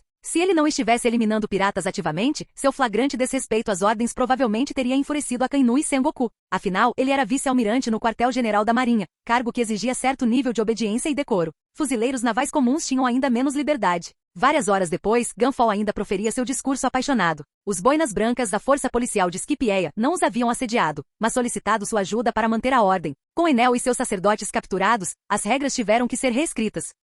A paz entre Skipieia e os Xandia foi oficialmente declarada. Observando os Xandia com suas asas características e considerando a imensa altura do Jack gigante, não era difícil imaginar que eles já foram um único povo, com suas histórias entrelaçadas. Com isso, sua aventura em Skipieia chegou ao fim. Gunfall e Viper respeitavam seu desejo de anonimato, abstendo-se de revelar suas identidades ou aparências. Não que Yan fosse um herói altruísta que não buscava reconhecimento por seus feitos. Ele simplesmente achava tais assuntos problemáticos e sem sentido. De que servia a fama? Que mal fazia a notoriedade? Com as lembranças de sua vida passada, ele só buscava ações que o beneficiassem, vivendo uma vida de liberdade e contentamento, livre de expectativas ou obrigações sociais. Se ele se deparasse com uma injustiça que não o afetasse diretamente, ele poderia intervir. Caso contrário, não levantaria um dedo, mesmo que alguém gritasse por socorro. Ele seria simplesmente conhecido como um indivíduo bondoso, um defensor da justiça, um aventureiro errante que não tolerava o mal. Havia muitos indivíduos assim no vasto mundo de One Piece. O mundo era um lugar cruel. Aqueles que conquistavam o poder ou abraçavam essa crueldade, apegavam-se ao seu senso de justiça ou simplesmente viviam de acordo com seus caprichos,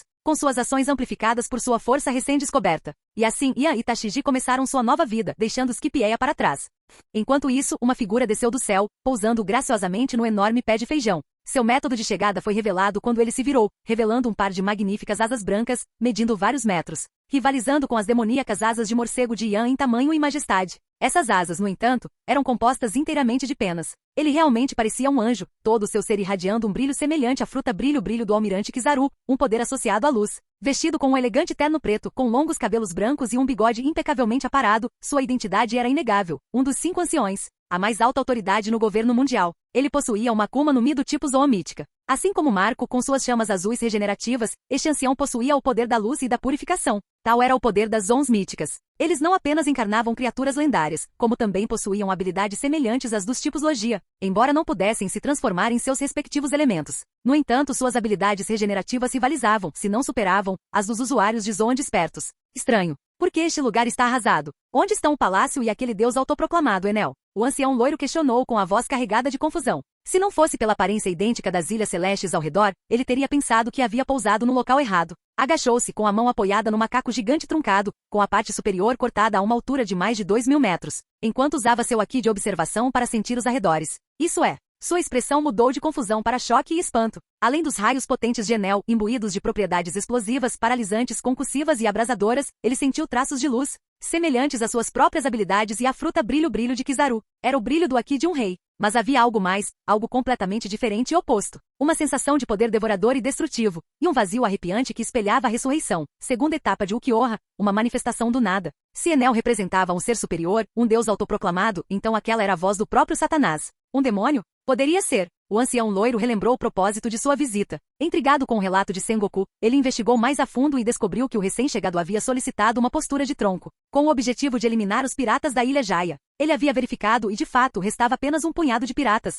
Uma sensação de expectativa o invadiu. Mais um usuário da zoomítica personificando um poder diametralmente oposto ao seu, uma força demoníaca. Se esse recém-chegado não tivesse força, seria uma decepção. Ele tinha que ter pelo menos o nível de almirante para tornar o jogo remotamente interessante. Ele decidiu fazer um passeio tranquilo, satisfazendo sua natureza angelical visitando as diversas ilhas celestes espalhadas pela Grand Line. Isso lhe deu uma sensação de poder e controle, uma perspectiva divina vinda de cima, purificadora, curadora, abraçando a luz, um testemunho de sua posição e autoridade. No entanto, tais indivíduos eram raros. Menos de um em cada 10 teria Enel, aquele deus tolo, recorrido à autodestruição? Ou teria ele encontrado outro usuário da zoomítica, talvez o suicida Kaido? Havia traços de fogo e relâmpagos na energia residual, indicando poder explosivo e destrutivo. Mas e quanto à sensação devoradora? Teria o choque criado uma distorção espacial, um buraco negro? Era a única explicação que fazia sentido. Ansioso por descobrir a verdade, ele liberou seu potente aqui da observação, envolvendo instantaneamente todo o pátio superior. Enel havia utilizado a Goro no Mi para criar seu mantra, uma rede de ondas eletromagnéticas.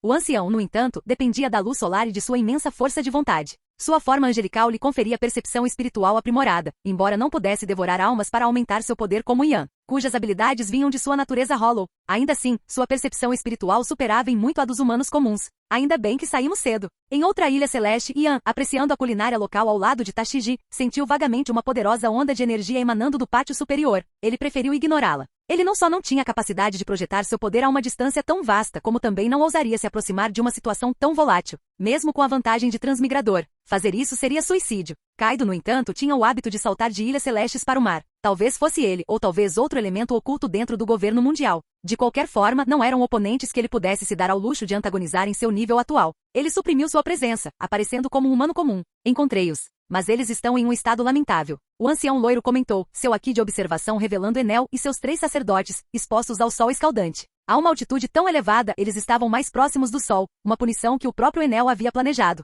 Agora estava sendo usado contra ele. Com um clarão de luz, o ancião desapareceu, reaparecendo a milhares de metros de distância, com suas asas batendo graciosamente. Após vários saltos, ele chegou diante de Enel, com movimentos que imitavam as habilidades de teletransporte de Kizaru e Minato Namikaze. Ele observou as figuras penduradas. Eu sou um deus. Como poderia ser derrotado? As esperanças do ancião de extrair informações de Enel foram frustradas. Ele sentia que a mente de Enel estava despedaçada, seu espírito destruído. Ele havia se tornado uma casca sem mente. Os 3 sacerdotes mal se agarravam à vida, tendo sido derrotados pela espada do luar de Ian, que infligia dano à alma, e então submetidos à extração de alma. Moria provavelmente estava em coma, enquanto Enel fora reduzido a um idiota tagarela. Foi uma sorte que possuíssem o aqui da observação. Caso contrário, eles provavelmente teriam perecido. Depois de esperar pelo que pareceu uma eternidade, Enel só conseguiu resmungar sobre sua divindade e invencibilidade. O ancião loiro franziu a testa. Será que aquele tolo realmente se autodestruiu por pura arrogância? Seu Shunibyo era incurável. Será que os Quipianos haviam de alguma forma recuperado o controle da ilha? Sua paciência estava se esgotando.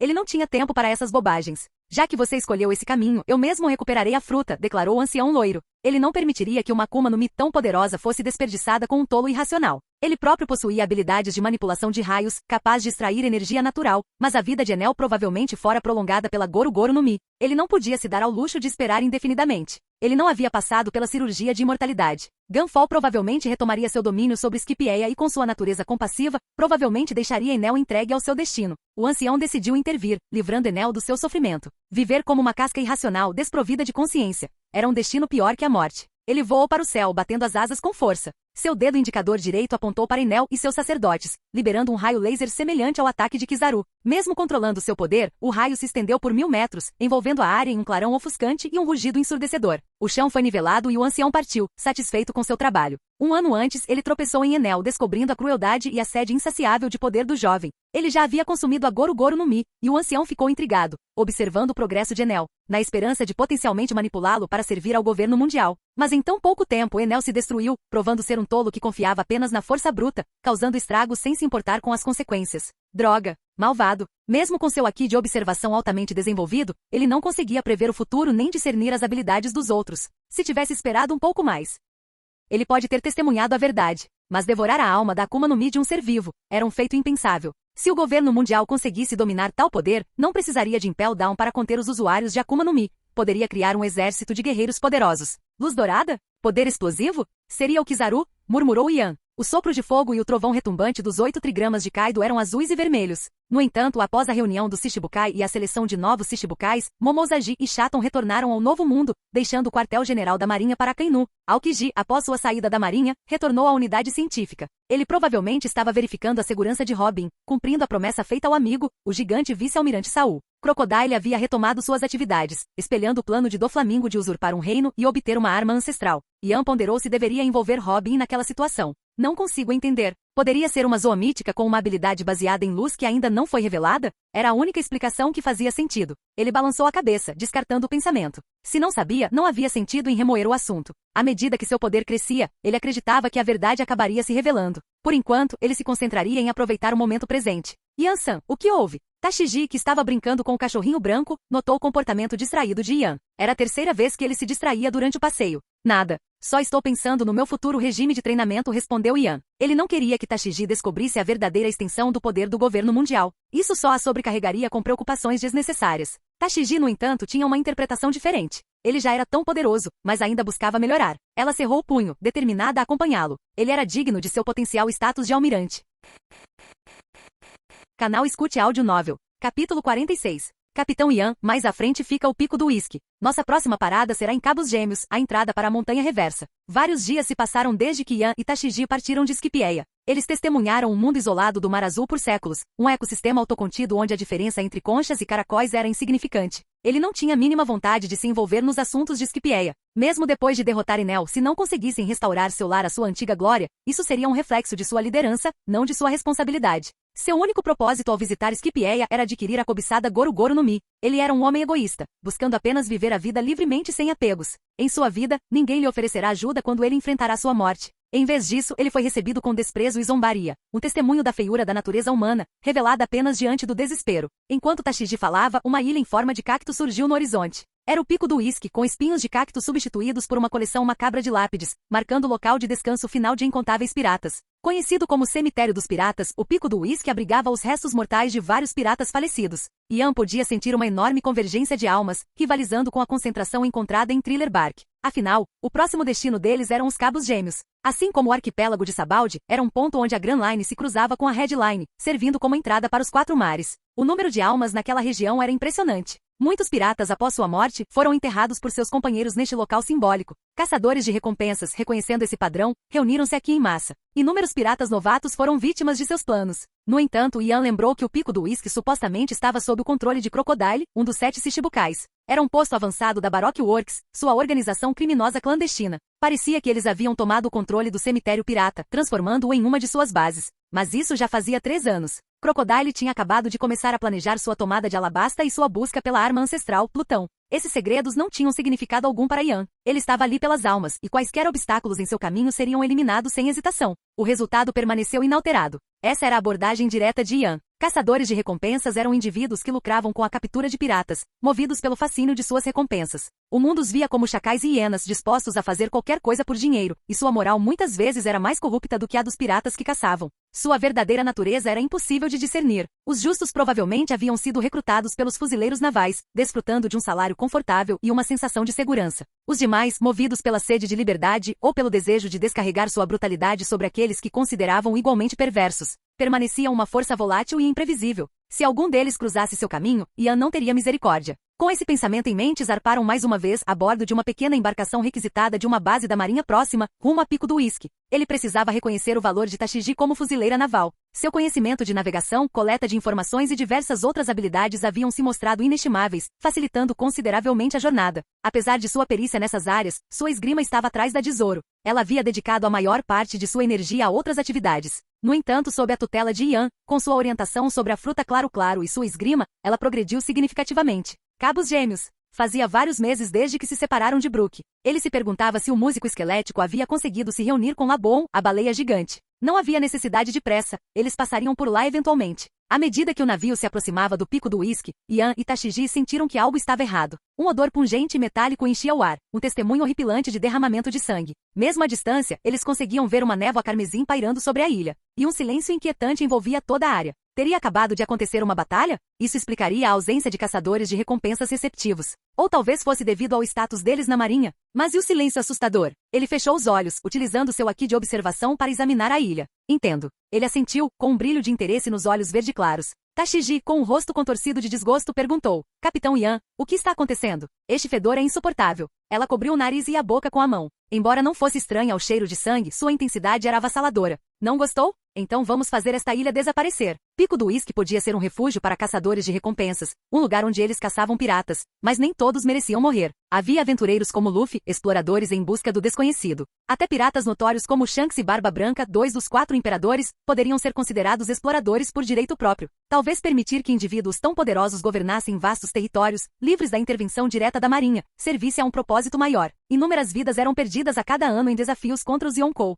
Big Mom e Kaido eram particularmente implacáveis, mas os caçadores de recompensas pouco se importavam com tais nuances. Se a ilha não tivesse valor, seria erradicada. O quê? Tashigi ficou surpresa, mas se lembrou da batalha de Ian contra Enel em Scipieia. Se não fosse pela presença do pé de feijão gigante, a ilha poderia ter sido destruída, com as ondas de choque do choque se espalhando por vários quilômetros. O rosto pálido de Ian permaneceu impassível, seus olhos verdes refletindo uma determinação fria. Ele ergueu a mão direita, crepitando de eletricidade. Relâmpagos brancos e azuis se fundiram em sua mão, crescendo cada vez mais, formando uma enorme esfera de energia com mais de 10 metros de diâmetro. Era o ataque característico de Enel, Euthor. Sua escala empalidecia em comparação com o Entei Ace, que havia engolido metade de uma ilha durante sua batalha contra a Barba Negra. Mas desta vez estava nas mãos de Ian. Com sua taxa de fusão de 40%, ele possuía não apenas toda a pressão espiritual de Ukiyoha, mas também as habilidades de muitas frutas do diabo. A esfera crepitou com força bruta, causando arrepios na espinha de Tashigi. Ela estava testemunhando aquela demonstração de poder de perto. Se ele liberasse todo o seu poder sem compressão, superaria até mesmo o Entei Ace. Afinal, a força de Ian rivalizava com a de um comandante Yonko, o nível comparável ao de Charlotte Smoot ou Queen, a Peste.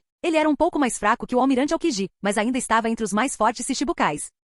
Vamos fazer isso acontecer. Ian riu, notando o rosto vermelho e a respiração ofegante de Tashigi. Com sua força sobre-humana, superior a 20 toneladas, ele reduziu sem esforço o peso do Euthor, utilizando a fruta primavera-primavera para lançá-lo em direção ao Pico do Uísque. A esfera voou pelo ar, percorrendo vários quilômetros em um instante, pousando diretamente no centro da ilha. Então, explodiu com as ondas de choque se espalhando em cascata, ignorando os estágios iniciais de destruição e saltando direto para os níveis 4 e 5. Assim como o pé de feijão gigante em Scipieia, Pico do Uísque teve um destino semelhante. Como se um pincel invisível tivesse pintado a ilha, ela foi consumida por uma onda negra, com as cores e os sons da destruição se fundindo em um silêncio único e ensurdecedor. Depois, o branco. pois quando cores e sons atingiram seus extremos, tornaram-se indistinguíveis de seus opostos. Uma nuvem em forma de cogumelo irrompeu sobre a ilha, uma demonstração espetacular de aniquilação. Uma barreira transparente os protegia da explosão. Era a técnica Rancor, Kaja Negation, um escudo defensivo capaz de proteger aliados. Ele havia implantado apenas uma única camada, semelhante às capacidades da fruta barreira-barreira. Este mundo não tinha o eco-mundo, então eles permaneceram em sua localização atual, entrando em uma dimensão de bolso por um breve momento. A pequena embarcação balançava suavemente em meio às ondas de choque residuais. Quando o mundo voltou ao normal, restava apenas uma cratera esférica onde antes ficava o pico do uísque. A ilha em forma de cacto, as lápides, o cheiro pungente de sangue. Tudo desapareceu sem deixar vestígios. Tashigi ficou ali, sem palavras, incapaz de compreender o que acabará de testemunhar. Tudo parecia um sonho. Será que um humano poderia realmente ter tamanho poder destrutivo? Ele era, terrivelmente forte. Capítulo 47. Seria possível que um almirante ou um Yonkou desencadeasse um ataque tão devastador? Ela nunca havia testemunhado o poder deles em primeira mão. Uma ilha inteira destruída com um único golpe. Embora Pico do Uísque não fosse grande, abrangendo apenas alguns quilômetros, ainda era uma cidade movimentada, agora completamente apagada do mapa. O nível atual de Yan é nível 6, tectônico -6C. Não se surpreenda tanto. Não foi completamente destruído, mas um almirante ou um Yonkou provavelmente poderia pulverizar este lugar com um movimento de pulso, um soco casual. E eu acabei de usar meu ataque supremo. Ainda estou muito fraco, lamentou ele.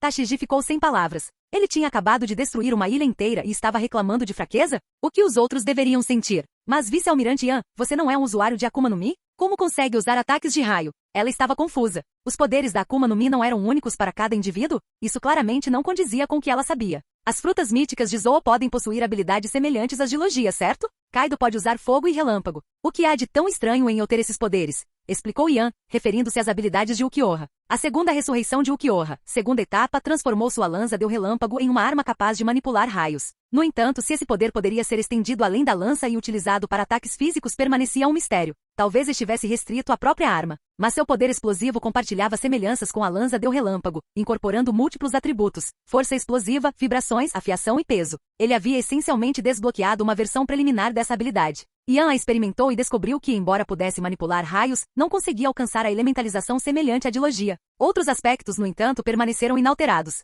Ele não se preocupava com essa limitação. Ao utilizar sua pressão espiritual como uma forma de Ki de armamento, combinada com seu hierro, suas defesas já eram formidáveis. Ele não precisava de elementalização. Entendo. Tashigi aceitou rapidamente a explicação. Afinal, sua transformação demoníaca era algo inédito no mundo de One Piece. Desenvolver habilidades únicas não era algo inédito. Observando sua aceitação ingênua, Yan suspirou interiormente. Aquela garota era muito crédula. Ela era incrivelmente intelectual, sua mente estava repleta de conhecimento teórico, mas lhe faltava experiência e compreensão do mundo real. Eles pisaram na ilha achatada. Após utilizar suas habilidades de percepção da alma para inspecionar a área, Yan sentiu uma sensação de alívio. Ele temia que seu ataque à lança de relâmpago pudesse ter danificado ou dissipado as almas da ilha. No entanto, sua varredura não revelou mudanças significativas, embora as almas estivessem ligeiramente mais fracas. Além disso, estavam agora mais puros, isentos de quaisquer impurezas, o que os tornava mais fáceis de absorver. O relâmpago, ao que parecia, era uma forma de energia intimamente ligada à alma. O pico do uísque não existia mais, substituído por uma vastidão árida. O ar, no entanto, parecia mais limpo. Isso é, excessivo.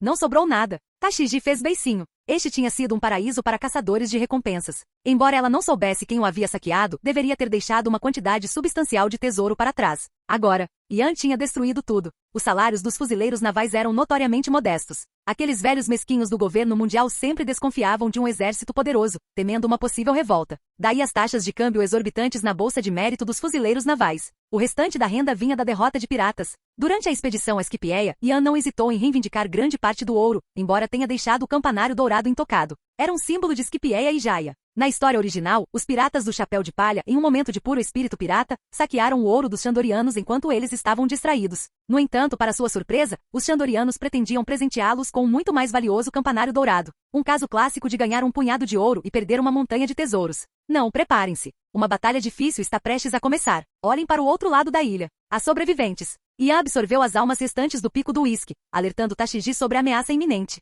Esses são os símbolos de Don Quixote, do Flamingo e Crocodile. Tashigi exclamou arregalando os olhos em alarme. Vários navios de grande porte estavam atracados na borda da ilha, alguns parcialmente submersos pela explosão recente, mas 2 permaneceram intactos. Ela reconheceu imediatamente os emblemas estampados nas velas. Primeiro foram Gecko Moria e Thriller Bark, depois Jaya, e agora Pico do Uísque. O que esses 2 Shichibukais estão tramando? Um encontro entre Shichibukais já é um evento grandioso. Tashigi ficou furiosa. Como uma verdadeira fuzileira naval, ela se opôs veementemente ao sistema Shichibukai. Kof, quem diabos lançou esse ataque no meu território? Vou esfolá-los vivos. como se fosse um sinal, uma voz rouca ecoou pela paisagem árida. Uma parte do chão se transformou em areia rodopiante, e várias figuras emergiram com sua raiva palpável. Sir Crocodile, com seu cabelo penteado para trás, uma longa cicatriz no rosto, um brinco pendurado na orelha direita, um gancho de ouro no lugar da mão esquerda e um charuto preso entre os dentes, deu um passo à frente. Ao lado dele estava o Senhor um homem alto e musculoso, com a cabeça raspada, uma tatuagem do número 1, estampada no peito e um traje que lembrava o de um monge Shaolin. Ian não esperava encontrar Crocodile e o Senhor ali. Com base na linha do tempo, eles provavelmente eram os responsáveis pela eliminação dos caçadores de recompensas. Crocodile e Mr. possuíam força para conquistar facilmente o pico do uísque. Para Crocodile, aqueles que o desafiavam, aqueles que representavam uma ameaça potencial, eram rapidamente eliminados. Mas parecia que até mesmo os caçadores de recompensas que se submeteram ao seu governo foram pegos no fogo cruzado do ataque de Ian em Lança del Relâmpago. Demônio de asas negras. Crocodile rosnou, avistando Ian e Tashiji, com os dentes cerrados de fúria. Chefe, devemos lutar ou fugir? Sussurrou o Senhor buscando orientação sobre o próximo passo. Seus oponentes eram apenas 2, enquanto eles tinham. Talvez tivessem uma chance. Nico Robin não estava presente. Ela provavelmente estava alocada em Raimbase, Alabasta. Ele se perguntou se eliminar Crocodile e o Senhor ali alteraria o destino de Robin. Ela provavelmente sobreviveria, mas ele não tinha certeza se ela encontraria Luffy e os piratas do Chapéu de Palha. Se ela fizesse isso, ele não hesitaria em sugerir que ela levasse Shuzui e se encontrasse com Brook em Cabos Gêmeos, aguardando a chegada de Luffy e então zarpasse com eles. Ele queria ajudá-la. A história original havia sido completamente interrompida. Com o antigo médico de Gold Rogers Crocus residindo em Cabos Gêmeos, Robin estaria segura lá. A fruta areia do Crocodile e a fruta dado do Senhor estavam em sua lista de alvos. Ele estava curioso sobre o potencial das frutas do diabo terrestres. Imagine cada grão de areia imbuído com o peso de 1000 toneladas. A força destrutiva seria aterrorizante. A fruta disse do Senhor lhe concedeu a agudeza do vento, mas a fruta vento pertencia a Monkey D. Dragon, o líder do exército revolucionário. Até a explosiva fruta chama-chama era de Ace. E aqueles 2 indivíduos não eram vilões. Isso estava se revelando um dilema. Ele teria que improvisar. Ele sempre poderia absorver os poderes deles e convertê-los em velocidade de fusão. As habilidades de Ukiyoha eram seu foco principal. A Soru no Mi da Big Mom, com sua habilidade de manipular almas e tempo de vida, e seu território, Totoland, onde até mesmo a terra e as florestas continham fragmentos de alma. Aquilo era praticamente um paraíso para ele. À medida que ele se fortalecia, enfrentá-los era inevitável. No entanto, as frutas do diabo à base de água representavam um desafio. Mas havia opções. Além da fruta de gelo de Aokiji, havia a fruta de neve de Monet, a secretária de Doflamingo. Embora fosse considerada uma versão mais fraca da fruta de gelo, ainda tinha potencial. A verdadeira força de uma Akuma no Mi dependia de quem a usava. A Akuma no Mi da Senhorita Valentine e a Akuma no Mi de Machize eram tecnicamente versões mais fracas da Akuma no Mi da gravidade de Fugitora. Mas Ian as havia utilizado com muito mais eficácia do que suas supostas superiores. O que o levou a uma observação bastante divertida. Eram incrivelmente semelhantes.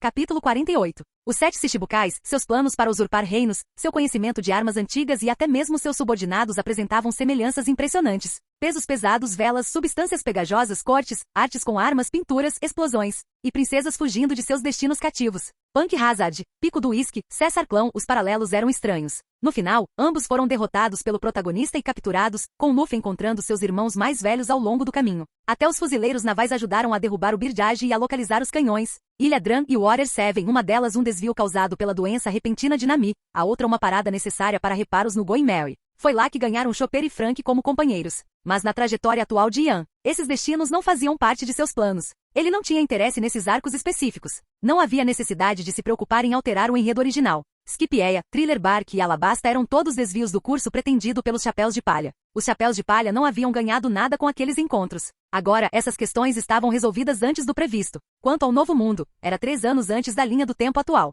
Àquela altura, Ian estimava, ele já teria alcançado seu objetivo de conquistar o mundo. Os olhos de peixe de Crocodile perpetuamente semicerrados, fitavam Ian com curiosidade. Ele deu uma longa tragada no charuto, a fumaça serpenteando em torno de seu rosto marcado. Seu gancho dourado brilhava à luz do sol, completando sua estética pirata clássica. Ele estava ali, um veterano experiente enfrentando um demônio formidável, com seu casaco esvoaçando ao vento. Quem sabe? Respondeu Ian, com seus olhos verdes frios e indecifráveis, e seu rosto pálido contrastando fortemente com as feições envelhecidas de Crocodile. Revelar as próprias fraquezas a um inimigo era tolice. Este era Crocodile, o astuto Shichibukai. Ele não fugira porque pressentia uma oportunidade. Este não fora um ataque típico de Ian, e Crocodile acreditava ter uma boa chance de subjugá-lo. Sua percepção da força de Ian ainda se baseava no encontro anterior durante o incidente com Gekko Moria. Embora ambos fossem Shichibukais, seus níveis de poder eram muito diferentes. Ian havia passado por um rigoroso treinamento de Haki no quartel-general da Marinha, o que aprimorou ainda mais suas habilidades. Ele também absorveu os poderes de 3 frutas do diabo, elevando sua força a um nível totalmente novo. Ler os pensamentos de Crocodile não foi difícil. No entanto, Crocodile desconhecia a capacidade de Ian de devorar almas. Um fluxo constante de almas, não menos numerosas que as de Thriller Bark, fluía para o corpo de Ian. Em um instante, sua pressão espiritual esgotada foi reabastecida, e sua taxa de fusão continuou a aumentar. Ian não ficou surpreso. Quanto maior sua taxa de fusão, mais almas ele precisava e maior a qualidade delas. O mesmo número de almas que antes concedia um aumento de 10% agora concedia apenas um aumento de 5%. Talvez no futuro seja apenas 1%. Foi aí que os cálculos de Crocodile falharam. Tashigi, sua subordinada em comum, também havia trocado olhares com Dice Bones, o usuário da fruta disse-disse, cuja habilidade lhe permitia transformar seu corpo em lâminas. Entre os espadachins, era um poder quase tão cobiçado quanto o fruto claro-claro. Faíscas voavam entre seus olhares enquanto sacavam suas espadas e investiam uns contra os outros. A mão direita de Dice Bones se transformou em 5 lâminas brilhantes, colidindo com a Shigure de Tashigi. Você é forte, mulher, reconheceu ele, com um toque de surpresa na voz. A força e a habilidade de Tashigi com a espada eram equivalentes às dele. Seu rosto, porém, estava contorcido de fúria. Dice Bones, eu o declaro preso. Ela até conseguiu liberar uma das mãos para ajeitar os óculos, com os olhos brilhando de determinação enquanto o chamava pelo nome. Sob a tutela de Ian, sua força atingira o nível de um pirata com uma recompensa superior a 100 milhões de belis. A recompensa de Dice Bones, congelada desde que se juntara aos Shichibukais, era de 75 milhões de belis. No entanto, isso era algo recente. Ela também era usuária de Akuma no Mi e havia dominado Soru. Foi por isso que Ian não se preocupou com a segurança dela. A adversidade impulsionou o crescimento, e Tashigi estava perto de conquistar a habilidade de cortar aço. Talvez essa batalha fosse o catalisador para sua descoberta. Ela tinha apenas 18 anos, enquanto Dice Bones estava se aproximando da meia-idade. Seu potencial de crescimento era muito maior. Eu não esperava que você se tornasse vice-almirante tão rápido. Isso é uma recompensa por derrotar Gekko Moria ou um reconhecimento do seu potencial zoomítico? Pensei que você o substituiria como Shichibukai. Crocodile, o pirata astuto, dirigiu-se ao demônio à sua frente, mas suas palavras foram recebidas com silêncio. O quê? Os fuzileiros navais não precisam mais dos Shichibukais? Vocês estão atacando diretamente a minha base de operações. Pilhagem sancionada não é o privilégio que vocês, os chamados membros da justiça, nos concedem? Não é problema meu. Isso é culpa do governo mundial e dos fuzileiros navais, não minha, respondeu Ian, categoricamente. Suas palavras sugeriam que sua lealdade era mera formalidade. Se interferisse em seus objetivos, ele a abandonaria sem hesitar. A expressão de Crocodile se obscureceu ao perceber. Este homem estava ali para causar problemas. Mas o que ele ganhava ao antagonizá-lo? Seria uma conspiração da Marinha, um plano para eliminar peões indisciplinados? Estariam usando Ian para eliminar os Shichibukais, apenas para se voltarem contra ele mais tarde? Sua paranoia, alimentada por anos de intrigas e traições, engendrou inúmeras possibilidades. Ele não temia a força de Ian, mas sim a imprevisibilidade de suas ações. Afinal, os Shichibukais desfrutavam de maior liberdade e autoridade. Eles foram sancionados pelos fuzileiros navais e temidos por outros piratas, uma força criada para combater os Yonko. Por mim, tudo bem. Ainda não acertei as contas pelo seu ataque ao meu subordinado. Crocodile rosnou sua raiva encontrando uma saída, seu rosto se contorcendo de raiva mal contida. Ah? Desde quando você se importa com seus subordinados? Pensei que você só se importasse consigo mesmo, zombou Ian. Não foi difícil entender a motivação de Crocodile. Ele estava no meio de seu plano para usurpar Alabasta, movido pelo desejo pela arma ancestral, Plutão. Ele precisava de mão de obra e recursos, e o Senhor 5, apesar de sua relativa fraqueza, ainda era um recurso valioso, capaz de enfrentar centenas de soldados comuns. Crocodile, conhecido por seu pragmatismo implacável, ficou furioso com a perda de uma ferramenta útil. E Diamante, seu vira-lata do Doflamingo, apareça. Vocês dois se encontrando em segredo. Tenho todo o direito de eliminar vocês dois. A voz de Ian ecoou, seu dedo indicador direito brilhando com energia verde enquanto um ser avançava, mirando em outra parte do terreno. O único membro da família Don Quixote capaz de enfrentar Crocodile. Antes de desencadear seu ataque raigo, Ian examinou a área com seu haki de observação e sua habilidade de detecção de alma. Ele sabia exatamente quem estava presente. Como se tivesse sido combinado, o chão ondulou como água, revelando uma figura vestida com um chapéu de penas, 2 linhas pintadas em seu rosto, uma capa vermelha sobre seus ombros, seu traje lembrando um guerreiro tribal. Diamante, um dos principais executivos de Doflamingo, o primeiro a jurar lealdade a ele e auxiliá-lo em sua ascensão ao poder. Seu codinome, Diamond. Ele liderou a divisão de combate da família Don Quixote e possuía a fruta Flutter Flutter, uma Akuma no Mi do tipo paramecia que lhe garantia controle sobre bandeiras. Ele podia transformar qualquer objeto que tocasse em um estado flutuante, semelhante a um pano, sem alterar seu material original. Isso lhe permitiu criar armas e armaduras a partir de materiais aparentemente inofensivos. Seu ataque característico, Enjambre da Morte, utilizava a habilidade de sua Akuma no Mi para transformar aço em uma capa esvoaçante, enganosamente leve, mas com a dureza de seu material original. Provavelmente foi assim que ele havia sobrevivido ao ataque de Raigo de Ian. Ao transformar o chão sob seus pés em um estado flutuante, ele neutralizou a força da explosão, semelhante ao mestre de Tai Chi redirecionando a energia de um oponente. A maciez superando a dureza. Mais 3 Akumas no Mi, todas com habilidades únicas e intrigantes, o tentaram. Ele estava relutante em simplesmente absorvê-los para um mero aumento em sua taxa de fusão. Caso contrário, já teria ultrapassado 50%. Capítulo 49. Com 50% de fusão, sua força havia atingido um nível superior a 2 bilhões, colocando-o firmemente no reino dos vice-almirantes e almirantes de alto escalão. Ele superou figuras como as Três Calamidades, Momosagi e Chaton. Se um almirante almejasse se tornar o rei dos piratas, sua recompensa provavelmente giraria em torno de 3 bilhões, ainda abaixo da marca de 4 bilhões tipicamente associada aos Yonkou. Um único almirante dificilmente derrotaria um Yonkou, mas 2 almirantes trabalhando juntos poderiam representar uma séria ameaça. Considerando seu acesso aos segredos e ao conhecimento estratégico dos fuzileiros navais, suas recompensas poderiam não diferir significativamente. Com 60% de fusão, ele poderia reivindicar com confiança a vitória sobre um único almirante. Yonkou, assim como Kaido, Big Mom e Shanks, era um oponente formidável, capaz de desafiar piratas lendários como Barba Branca, Shiki e Gold Roger. Para derrotá-los, ele precisaria de pelo menos 70% de fusão. Com 80% de fusão, nem mesmo o governo mundial representaria uma ameaça significativa. Ele poderia até escapar das garras de Mu. Esses níveis correspondiam a níveis de potência de 4 bilhões, 6 bilhões e 8 bilhões, respectivamente. Aquela hiena, o Doff nunca o levou a sério. Conceder a ele o direito de usar o símbolo da nossa família foi só um capricho, uma brincadeira. Bellamy tinha ambição, mas faltava-lhe força. Deveríamos agradecer ao vice-almirante Sam por cuidar dele. Diamante riu baixinho. Ele relatou o encontro em um bar, onde ele, Doflamingo e Trebol cruzaram o caminho de Bellamy e sua turma. Bellamy expressou seu desejo de se juntar à família Don Quixote. Trebol, descartando-os como meros bandidos de rua, tentou afastá-los. Diamante, brandindo uma espada, tentou intervir, acreditando que nem todos mereciam abordar Doflamingo diretamente. Doflamingo, no entanto, os deteve e questionou Bellamy, proclamando que a família Don Quixote era o orgulho do Mar do Norte. Eles aspiravam a se tornar verdadeiros piratas, ao contrário daqueles que perseguiam sonhos infantis. Doflamingo então sorriu ironicamente, concedendo a Bellamy permissão para usar o símbolo pirata, mas com uma condição: se Bellamy fosse derrotado, ele devolveria o símbolo. A implicação implícita era clara, incluía sua vida. Isso é desprezível. Brincar com a vida das pessoas, exclamou Tashigi com sua shigure batendo nos dedos afiados como lâminas do Senhor 1. Ela não conseguiu conter sua repulsa pelas palavras insensíveis de Diamante. Não perca o foco, Marine-san, retrucou o Senhor 1, apertando-a com mais força tentando esmagar a shigure. No entanto, ele subestimou a durabilidade da renomada lâmina. Seria preciso mais do que força bruta para quebrá-la. Ian, sem vontade de continuar a brincadeira, ativou Sonido, que apareceu atrás de Diamante em um instante. Ele desferiu um soco poderoso. Capa de matador. Diamante, utilizando seus poderes da fruta ondulada, transformou sua capa em um escudo de aço endurecido, envolvendo-o ao redor de seu corpo. Crash. O punho de Ian acertou. A capa cedeu para dentro, formando uma cratera profunda. Seu haki de armamento, comparável à força do aço, somado à manipulação de peso da fruta quilo, amplificando seu golpe em toneladas. Quase perfurara o tecido endurecido. Ele avançou, canalizando mais força para seu ataque. Ele ativou a bomba de fruta, abrindo um buraco na capa. Corrida Glaive. Diamante sacou sua espada, transformando-a em um estado maleável, semelhante a um tecido, com seus poderes de Akuma no Mi. Ele a torceu e moldando-a na forma de um touro em investida, antes de restaurar instantaneamente sua rigidez. Parecia um touro furioso, com os chifres abaixados, pronto para empalar seu alvo. Um ataque patético, zombou Ian. Ele nem se deu ao trabalho de se esquivar. Desferiu outro soco poderoso, atingindo de frente o florete que o atacava, e seu punho colidiu com os chifres endurecidos do touro, criando um estrondo ensurdecedor. As palavras insensíveis de Diamante sobre Bellamy haviam despertado a fúria de Ian. Embora Bellamy merecesse seu destino, Ian desprezava a crueldade casual, a diversão derivada de tratar os outros como peões descartáveis. Não importava se Bellamy havia concordado voluntariamente com aquele acordo. Ele não ficaria de braços cruzados, testemunhando vidas manipuladas como marionetes. Era uma receita para a loucura e o desespero. Como governante, alguém poderia menosprezar os outros, considerando-os formigas insignificantes, mas tratá-los como meros brinquedos para serem usados e descartados à vontade. Essa era uma transgressão que Ian não toleraria. Ele alegremente arrancaria tais indivíduos de seus tronos e os submeteria ao mesmo tratamento cruel.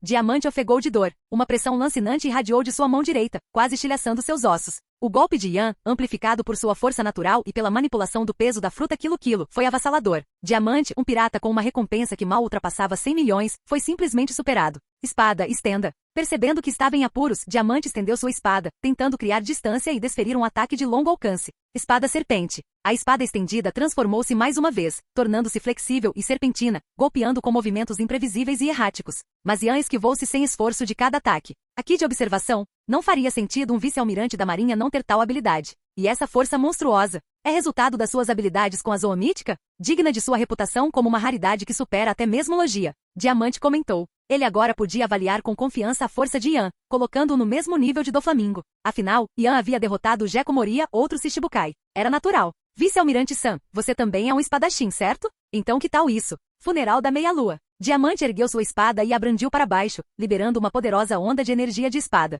O chão à sua frente se partiu em dois, como se tivesse sido cortado por uma faca gigante. Este foi o único ataque de Diamante que não dependia dos poderes da Akuma no Mi. Mesmo com seus poderes, ele continuou sendo um espadachim de coração. No entanto, seu ataque foi abruptamente interrompido no meio do golpe, bloqueado pela katana desembainhada de Yan. O rosto de Yan permaneceu impassível, sem demonstrar esforço algum. Impossível! Exclamou Diamante. Ele presumira que a força de Yan era comparável à de Doflamingo, mas a parar sem esforço sua técnica de espada mais forte. Ele havia lutado com Doflamingo inúmeras vezes, e Doflamingo nunca havia bloqueado seus ataques com tanta facilidade, apenas levantando a mão e desviando-os. A distância entre eles era impressionante. Não me entenda mal. Não estou sacando minha espada porque você me obrigou. É simplesmente porque também usarei uma espada de agora em diante. Então, você consegue resistir ao meu ataque? A voz de Yan ecoou pelo campo de batalha. Diamante sabia que ele não estava brincando. Sua verdadeira intenção era matá-lo. Droga! Doff não vai deixar você escapar dessa. De fato, você é um membro precioso da família. Mas você entendeu errado. Não preciso que Doflamingo venha me procurar. Serei eu quem o encontrará.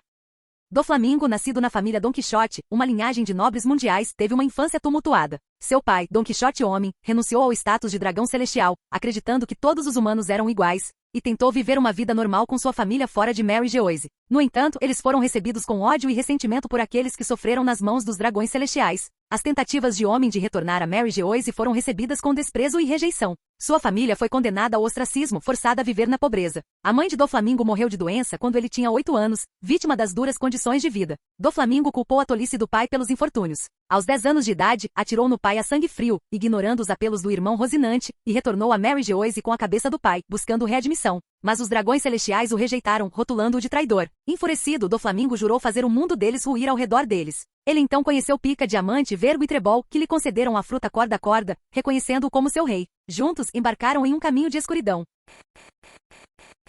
Capítulo 50. O Aqui de seu conquistador, o poder capaz de abalar os alicerces do mundo, despertar em um momento de desespero absoluto. Foi durante a hora mais sombria, quando toda a sua família estava encurralada contra a parede, com os olhos vendados e as vidas à beira da extinção, que esse poder adormecido surgiu dentro dele. Até mesmo Ace e Luffy vivenciaram um despertar semelhante, com o Aqui do conquistador irrompendo de dentro deles enquanto enfrentavam a morte iminente. Ao retornar ao Mar do Norte, eles começaram a recrutar seguidores, estabelecendo a infame família Don Quixote. Doflamingo, movido por sua ambição, enviou Vergo, o Corazon original, para se infiltrar na marinha como espião. Ele pretendia que seu irmão mais novo, Rosinante, sucedesse Vergo como segundo Corazon. No entanto, Rosinante havia sido acolhido por Sengoku, o Buda, tornando-se um fuzileiro naval e um fiel seguidor da justiça. Sua presença contínua na família Don Quixote era um estratagema, uma tentativa desesperada de conter as atividades nefastas de seu irmão internamente. Foi durante a guerra em Flevance, a Cidade Branca, que Rosinante conheceu Trafalgar Law, um sobrevivente solitário acometido pela mortal síndrome do chumbo âmbar. Ele acolheu Law sob sua proteção e embarcou em uma jornada para encontrar a cura para a doença do garoto. Quando Doflamingo soube das ações do irmão por meio de seus subordinados, ficou furioso, suspeitando dos verdadeiros motivos de Rosinante. Suas suspeitas foram confirmadas quando descobriu que Rosinante era uma espiã da marinha. 6 meses depois, Doflamingo contatou Rosinante, informando sobre uma transação planejada entre os fuzileiros navais e uma tripulação pirata que possuía a fruta Op-Op. Motivado pelo desejo de salvar a vida de Law, Rosinante interveio, tentando roubar a Akuma no Mi e garantir uma cura para a condição cada vez pior do garoto. No entanto, Vergo, seu antigo companheiro e espião na marinha, expôs a verdadeira lealdade de Rosinante, relatando suas ações a Doflamingo. Doflamingo aproveitou a oportunidade para eliminar seu irmão, a quem agora considerava um traidor. Ele enviou seus principais executivos para lidar com Rosinante e Law. Rosinante, gravemente ferido, foi baleado e morto pelo próprio Doflamingo. Law conseguiu escapar em meio ao caos que se seguiu. Após a morte de Rosinante, Law herdou o manto de Corazon, tornando-se o terceiro a ostentar o título. Essa foi a origem do nome dos Piratas do Coração. Após perder toda a sua família, os únicos companheiros de Doflamingo eram os membros de alto escalão da família Don Quixote. Ele os via como sua verdadeira família, ferozmente protetores e leais. Ele não toleraria que ninguém os machucasse. Eram esses indivíduos que lhe deram força durante seu momento mais sombrio, que o reconheceram como seu rei. Coincidentemente, o instrutor de esgrima de Law era Diamante, um dos executivos mais confiáveis de Doflamingo. A vida de Doflamingo fora moldada pela tragédia. Ele havia matado o pai e o irmão, um testemunho da dura realidade de que aqueles que não vivenciaram seu sofrimento não podiam julgar suas ações. Ele podia parecer cruel e sem coração, mas talvez fosse simplesmente um produto do ambiente em que vivia, uma alma destroçada e distorcida pelo peso do passado. Nascerá na nobreza, mas as ações tolas do pai o condenaram a uma vida de dificuldades e sofrimento. Você é um idiota? Doff foi escolhido pelo céu. Ele possui as qualidades de um rei. O rosto de Diamante se contorceu de raiva. A zoomítica pode ser mais forte que a paramecia, mas depende do usuário. Seguimos Doff de bom grado desde que ele tinha 10 anos. Sabe por quê? Ele riu loucamente, sua expressão cheia de desdém, como se estivesse olhando para um tolo. Yan respondeu com uma onda de aura avassaladora, sua pressão espiritual, amplificada por seu poder crescente, atingiu novos patamares. Não era mais uma força que apenas incapacitava indivíduos mais fracos. O chão tremeu, rachaduras como teias de aranha se espalharam pela superfície. Embora ele ainda não pudesse manifestar seu Aqui do Conquistador como uma força tangível como Shanks ruivo, tênues tentáculos negros se entrelaçavam com sua aura, dominando seus oponentes com uma onda de poder bruto. O Aqui do Conquistador, diferentemente do Aqui de armamento e observação, não podia ser aprendido por meio de treinamento. Era uma habilidade inata, uma marca daqueles destinados à grandeza, às qualidades de um rei. Indivíduos poderosos não necessariamente possuíam o Aqui do Conquistador, mas aqueles que possuíam eram frequentemente incrivelmente fortes. Era uma força de pura dominação, capaz de deixar os oponentes inconscientes sem um único golpe. Aqui do Conquistador. Esse poder é mais do que apenas aura. Yan, fortalecido pelo modelo Ukiyoha e sua habilidade de devorar almas infinitamente, possuía um nível de fortaleza mental que ultrapassava a maioria dos indivíduos neste mundo. Ele percebia o Aqui do Conquistador de forma diferente. A aura, em essência, era uma força que emanava do espírito. Aqueles em posições de poder, ou aqueles com imensa força, frequentemente desenvolviam uma aura natural de dominância. Indivíduos se sentiriam intimidados e desconfortáveis em sua presença. No entanto, essa aura era insuficiente para deixar alguém inconsciente. A capacidade de nocautear alguém com pura força de vontade não era simplesmente uma projeção de dominância, era uma manifestação de energia espiritual bruta. Neste mundo, era conhecido como Aqui do Conquistador, mas para Yan parecia pressão espiritual. A pressão espiritual era a densidade da alma de alguém, uma medida de sua força. No mundo de Bleach, era um fator determinante do poder de um Shinigami. Indivíduos fortes podiam subjugar seus oponentes apenas com sua pressão espiritual. Era semelhante ao chakra de Naruto e ao poder mágico de Fairy Tail, uma força imbuída de energia espiritual. Afinal, o Aqui do Conquistador em One Piece podia não apenas infligir dano espiritual, mas também se manifestar como ataques tangíveis. Parecia uma fusão do Aqui de armamento e observação, evidenciado ainda mais pela capacidade de indivíduos como Shanks e Kaido de imbuir suas armas com o Aqui do Conquistador nos estágios finais da história. Isso confirmou suas suspeitas. Doflamingo, nascido entre os nobres mundiais, havia sido lançado ao mundo dos piratas devido às ações tolas de seu pai. Ele possuía um potencial imenso, uma natureza implacável e uma história trágica, o que o tornaria um protagonista cativante em uma história diferente. No entanto, esta era uma história de aventura e idealismo inabalável, e ele estava destinado a ser derrotado por Monk D. Luffy. Aqui do Conquistador, as qualidades de um rei, ele também as possui? Murmuraram Crocodile e o Senhor embora não estivessem particularmente surpresos. Embora não fosse comum, o Aqui do Conquistador não era exatamente raro no Novo Mundo, onde indivíduos poderosos se reuniam. Além disso, aqueles que disputavam o poder no Novo Mundo desenvolveram uma certa resistência aos seus efeitos.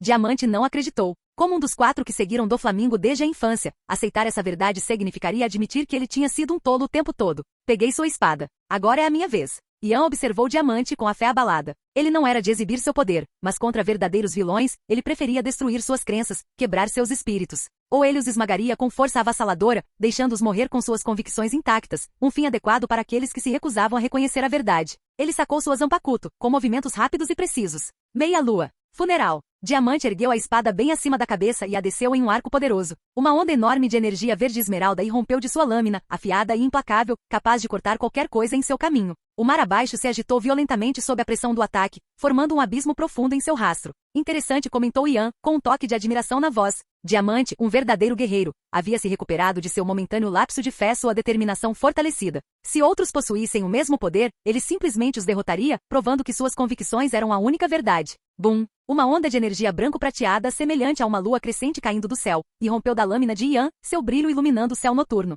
Ele colidiu com o ataque verde esmeralda de Diamante, as duas forças colidindo com um rugido ensurdecedor, suas energias se entrelaçando como fitas de cores opostas, cada uma buscando aniquilar a outra. O choque culminou em uma explosão ofuscante, uma onda de choque que se espalhou para fora, engolfando os arredores em um turbilhão de energia caótica. Fim do vídeo. Para acesso antecipado à continuação dos vídeos, ou para incentivar o canal, vire membro. Muito obrigado.